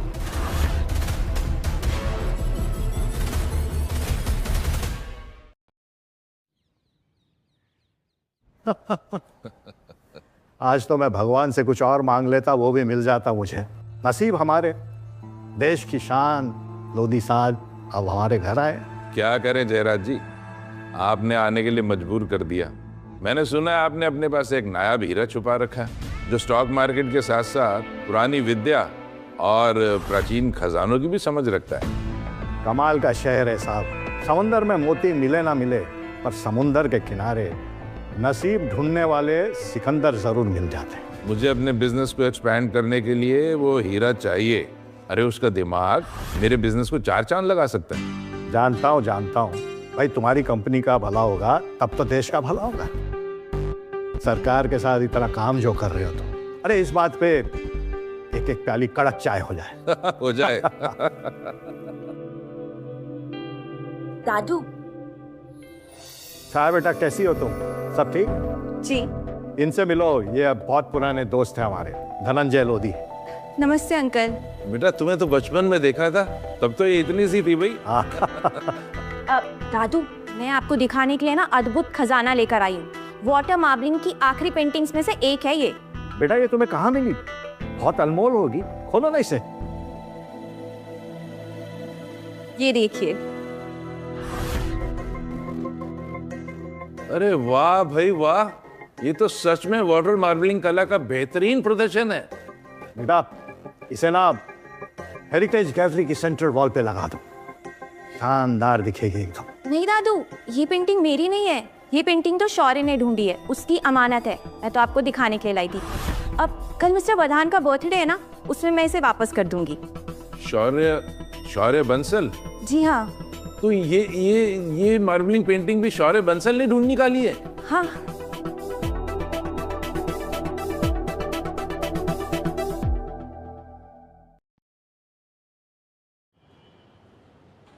यहाँ आकर पार्टी में 4 चांद लगाने और मेरे जन्मदिन को खास बनाने के लिए आप सबका बहुत बहुत शुक्रिया।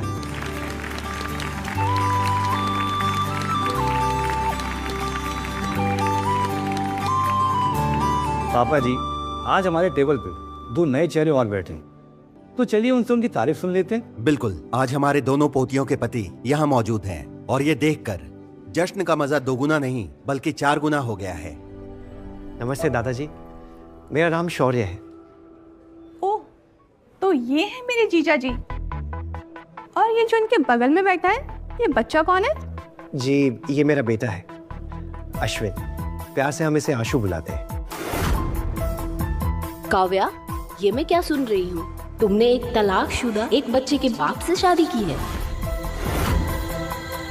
तुम भी ना कहीं भी शुरू हो जाती हो। काव्या ने पसंद किया है तो सोच समझ के पसंद क्यों बना उसे? दादाजी, शौर्य भले एक साधारण परिवार से आते हैं, लेकिन उनका दिमाग बेमिसाल है। उनकी सोच, उनकी इज्जत, उनकी लॉयल्टी, सब कुछ लाखों में एक है। बस कीजिए काव्या, इतनी तारीफ सुनने की आदत नहीं है मुझे। तारीफ तो तुमने कर दी, पर क्या ये सच में तारीफ के लायक है? मुझे तो ऐसा लगता है कि हमारी दौलत देखकर इसने तुम पर बड़ा हाथ मारा है। कामिनी, काव्या रहने दीजिए, मैं नहीं चाहता कि मेरी वजह से परिवार में लड़ाई हो। आज खुशी का दिन है। मैंने सुना है कि ये पापा जी के जन्मदिन पर एक खास तोहफा लेके आया, तो कहाँ है वो नायाब तोहफा?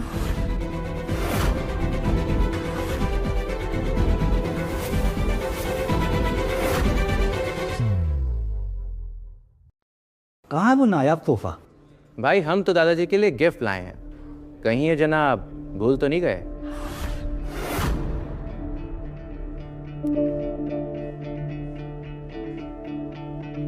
अरे वाह, ये गिफ्ट तो बहुत अच्छा है, पापा को बहुत पसंद आएगा। जिसका गिफ्ट जितना कीमती, समझो वो पापा को उतना प्यार करता है ना?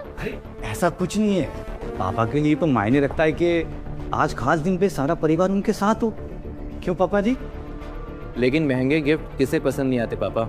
ये स्कॉच इम्पोर्टेड है, स्कॉटलैंड के हाईलैंड के पुराने ब्लेंड से बनवाया गया है। खास दादाजी के लिए मंगवाई है मैंने। मेरे पति ने तो प्यार और वफादारी का सबूत दे दिया, पर काव्या, तुम्हारा पति तो खाली हाथ आया है।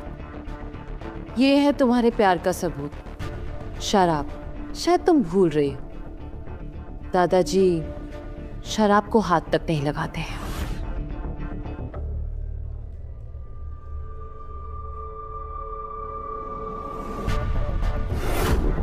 हाँ तो हाथ लगाने की जरूरत क्या है? ये उनके डिस्प्ले कलेक्शन का हिस्सा तो बन सकता है, और वैसे भी कुछ ना लाने से तो बेहतर ही है। किसने कहा कि शौर्य कुछ नहीं लाए?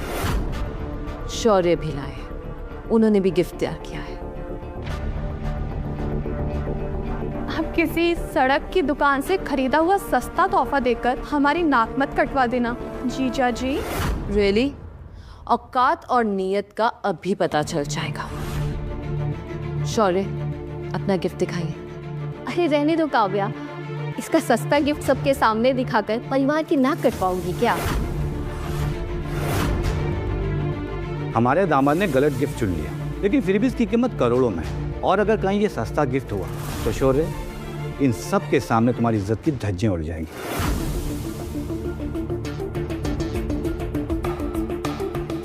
दादाजी,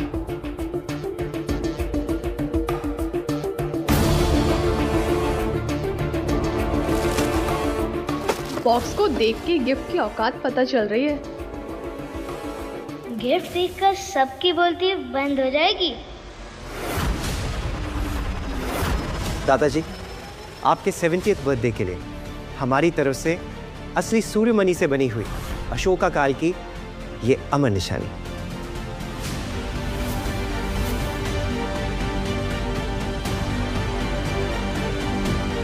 अशोका काल की अमर निशानी।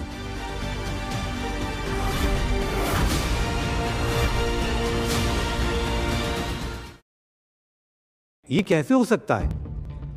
अगर ये असली है तो इसकी कीमत करोड़ों में होगी। अब समझ में आया कि सब लोग इसका इतना गुणगान क्यों कर रहे हैं। नकली माल चिपकाने में बड़ा एक्सपर्ट लगता है ये। नहीं, ये चाय दाने बिल्कुल असली है। मेरे पापा ने इसे खुद दरबार कलेक्टिबल से चुन के निकाला है। तो तुमने इसे चुना है बेटा?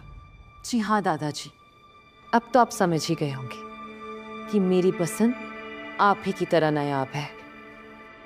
आखिर तुम्हारे अंदर तुम्हारे दादाजी का खून जो है।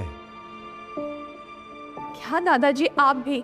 इसने कहा कि ये इसने चुना है और आपने मान लिया? ये हमारा एम्प्लॉय है, यानी कि नौकर। और भाई कौन से नौकर की इतनी औकात होती है कि इतना महंगा तोहफा लाकर दे। कामिनी, अब तुम मेरी हदों से बाहर जा रही हो। मैंने ऐसा भी क्या गलत कह दिया? क्या ये तुम्हारी सिफारिश से कंपनी में नहीं आया? और वैसे भी अब ये मेरे पति जैसा तो है नहीं कि कम उम्र में देशमुख इंडस्ट्रीज में सीनियर प्रोडक्ट मैनेजर की कुर्सी ले लियो।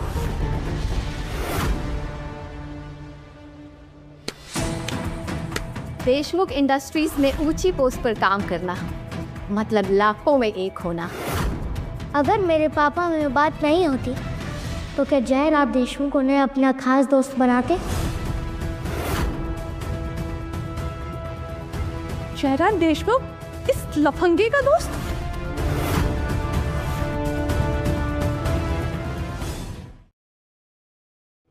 कॉल करने की जरूरत नहीं पड़ेगी।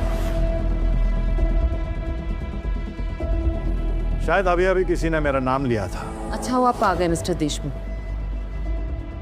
यहाँ पे कुछ लोगों को गलतफहमी है जो सिर्फ आप दूर कर सकते हैं। गलतफहमी? कैसी गलतफहमी? यहाँ कुछ लोग मानने को तैयार नहीं है कि आप वरदान के साथ बिजनेस सिर्फ और सिर्फ शौर्य की वजह से कर रहे हैं। मैं आपकी गलतफहमी दूर कर देता हूँ।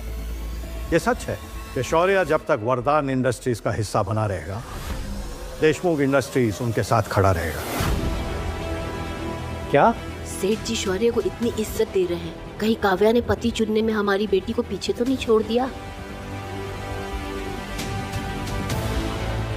सर, कहीं आपको किसी ने बहकाया तो नहीं है? बहकते वो लोग हैं जिन्होंने कभी चलना नहीं सीखा। और सेठ जयराज सिर्फ जुबान नहीं चलाता, इंडियन बिजनेस मार्केट पे चलाता है। और रही जहां तक शौर्य की काबिलियत की बात, तुम जैसे बेअकल लोग ऐसा सवाल नहीं उठा सकते। आप मिस्टर जयराज देशमुख, प्लीज, आपका शौर्य के बारे में ऐसा सोचना हमारे लिए सौभाग्य की बात है। इसकी बात का बुरा मत मानिए। आइए ना, आराम से बैठकर पार्टी को एंजॉय करते हैं, प्लीज। मिस्टर वरदान अब वाकई बहुत सीधे इंसान है। शौर्य जैसा दामाद होना इंसान को घमंडी बना सकता है, लेकिन आप, ईर्ष्या हो रही है मुझे आपसे। हमारी कंपनी का कॉर्पोरेशन कितने दिन आगे चलेगा वो सिर्फ शौर्य पर निर्भर करता है। शौर्य, मुबारक हो, खूब मेहनत करो और तरक्की कर। मुझे तुम पर पूरा भरोसा है। Thank you. सुनकर बहुत अच्छा लगा। वरदान और देशमुख कंपनीज एक साथ मिलकर उम्मीद है बहुत अच्छी तरक्की करेंगी। पूरे देश में अपने कारोबार को आसमान की ऊंचाइयों तक पहुंचाएंगी। देश की तरक्की से याद आया, अरे मैं तो आपको इनसे मिलाना ही भूल गया।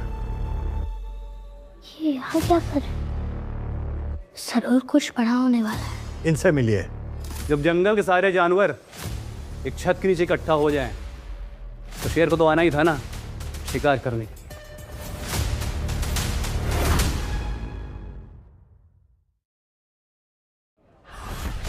वैसे तो मेरी आदत नहीं है बिना बुलाए कहीं जाने की, लेकिन इस आदमी की इज्जत उतारने का मौका मैं कैसे जाने देता।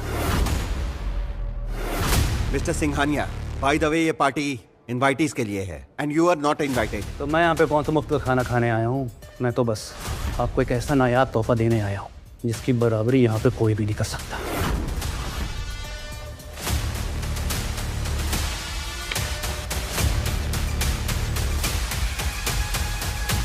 वरदान ग्रुप और देशमुख इंडस्ट्रीज के शेयर्स और प्रॉपर्टीज के पेपर हैं, और जब सारे सेक्रेटरीज यहाँ पे मौजूद हैं, एक एक करके साइन करिए। हाँ, शुरुआत तुमसे करते हैं काव्या। Come on. लगता है तुम्हारा दिमाग खराब हो गया है अगर तुम्हें ये लगता है कि हम इन पेपर पे साइन करेंगे। वही तो मेरा स्टाइल है काव्या, बस सामने वाले को सोचने का मौका भी नहीं देता। और जहां तक बात रही साइन करने की ना, तो साइन तो तेरा बाप, साइन तो तेरा दादा भी करेगा, क्योंकि इस वक्त सिंघानिया फैमिली के साथ मिस्टर वाइट खड़ा है।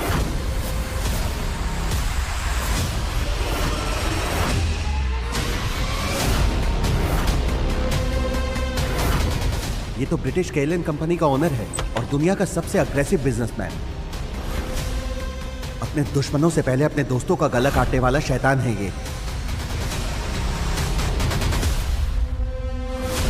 रिहान, आंखों में जो गलतफहमी की पट्टी बंधी है ना, उसे उतार फेंको, क्योंकि देशमुख परिवार ना तो किसी के आगे झुकाए और ना ही कभी झुकेगा।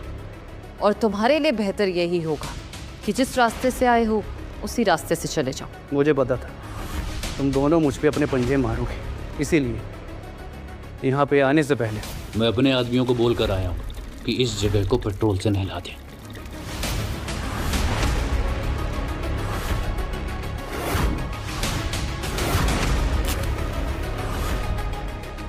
बस एक तीली और तुम सब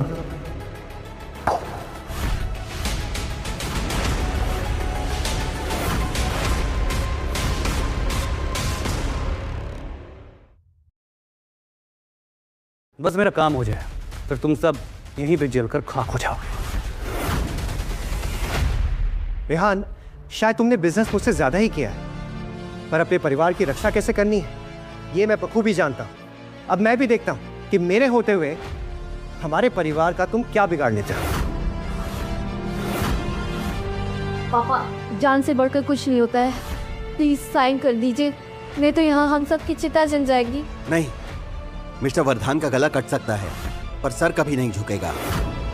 अब तुम्हें कुछ करना होगा। रेहान, तुम विदेशी शक्तियों के साथ मिलकर वर्धान और देशमुख जैसे इंडियन ब्रांड्स को जबरदस्ती खरीदना चाहते हो। ये धंधा नहीं है, देशद्रोह है। कल मैंने तेरी बेइज्जती सह ली थी, लेकिन आज अगर तूने एक शब्द भी गलत निकाला ना तो इसका नतीजा तेरी पूरी फैमिली झेलेगी, समझा? मेरे पापा सही कह रहे, देशद्रोही हो तुम। और तुम्हें क्या लगता है रेहान, तुम्हें बचाने ये मिस्टर वाइट आएगा? तुम्हारी करतूतों का जो सच है ना एक दिन पूरे देश के सामने आएगा। लगता है आज बहुत दिनों बाद यहाँ खून बहाने का मौका मिलेगा। शौर्या, तुम्हारे जज्बे का ख्याल तुम्हें पहले से ही था। यकीन मानो तुमने मुझे बिल्कुल निराश नहीं किया। तुम्हें जज्बा भी है और जीनियस भी। मेरे मामले में फिर से दखल देने वाला यह है कौन? मैं कौन हूं अभी पता चल जाएगा। जंगल में गीदड़ों की तादाद बढ़ गई है भाई। चलो शिकार शुरू करो।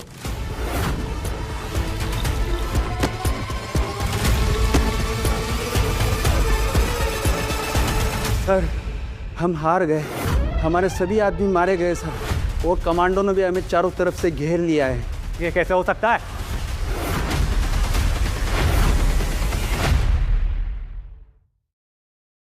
रेहान सिंघानिया, तुम्हें क्या लगता है विदेशी ताकतों के साथ मिलकर तुम कानून को तोड़ लोगे?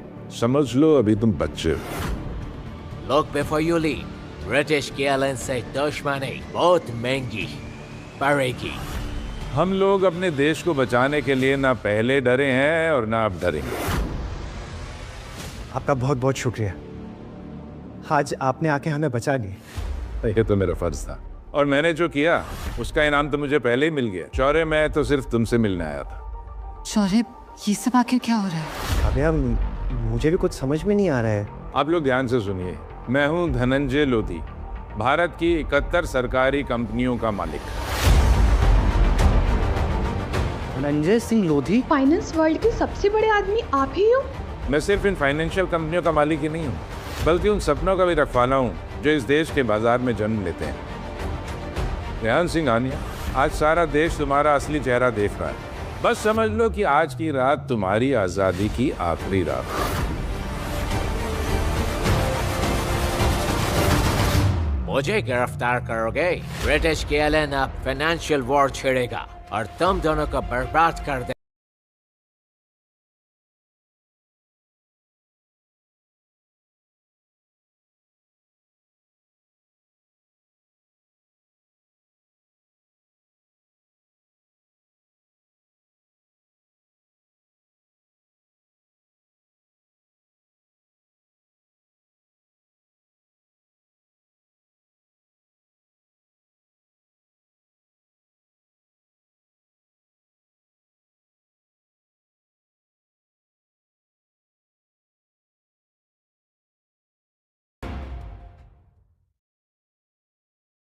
सर्कस खत्म फ्रेंड्स। खुशी में थोड़ी सी खलिश आ गई थी। एक छोटा सा हादसा समझ के भूल जाओ। चलिए जश्न जारी रखिए। मिस्टर लोधी, आपसे हुई ये मुलाकात मैं कभी भूलूंगा नहीं। ये तो मेरा फर्ज था। भाई शौर्य, तुम्हारी काबिलियत के किस्से तो बहुत सुने थे। मैं तुम्हें लोधी एम्पायर की सारी सरकारी कंपनियों के सीनियर एडवाइजर की पोस्ट ऑफर करता हूँ। वाह, लोधी एम्पायर का सीनियर एडवाइजर। मुझे पता था ये आदमी बहुत दूर तक जाएगा। मुबारक हो शौर्य। लोधी साहब, मैं अपनी तरफ से पूरी कोशिश करूंगा। मैं बिजनेस में डील नहीं, देश का फ्यूचर देखूंगा। नेगा बाबा कहा था ना, सब चंगा लो पंगा। Congratulations, Shaurya. Thank you.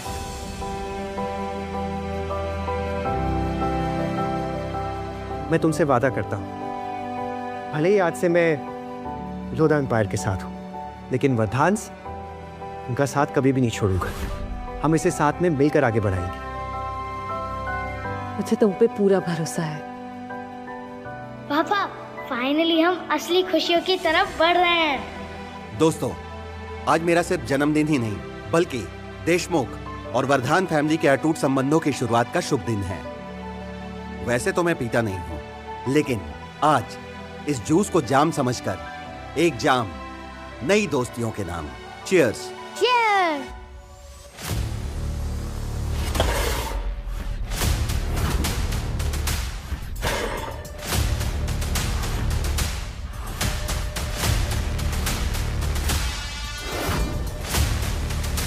शौर्य, तूने मुझसे मेरी इज्जत छीनी थी ना, अब देख मैं तुझसे तेरा बेटा छीनूंगा।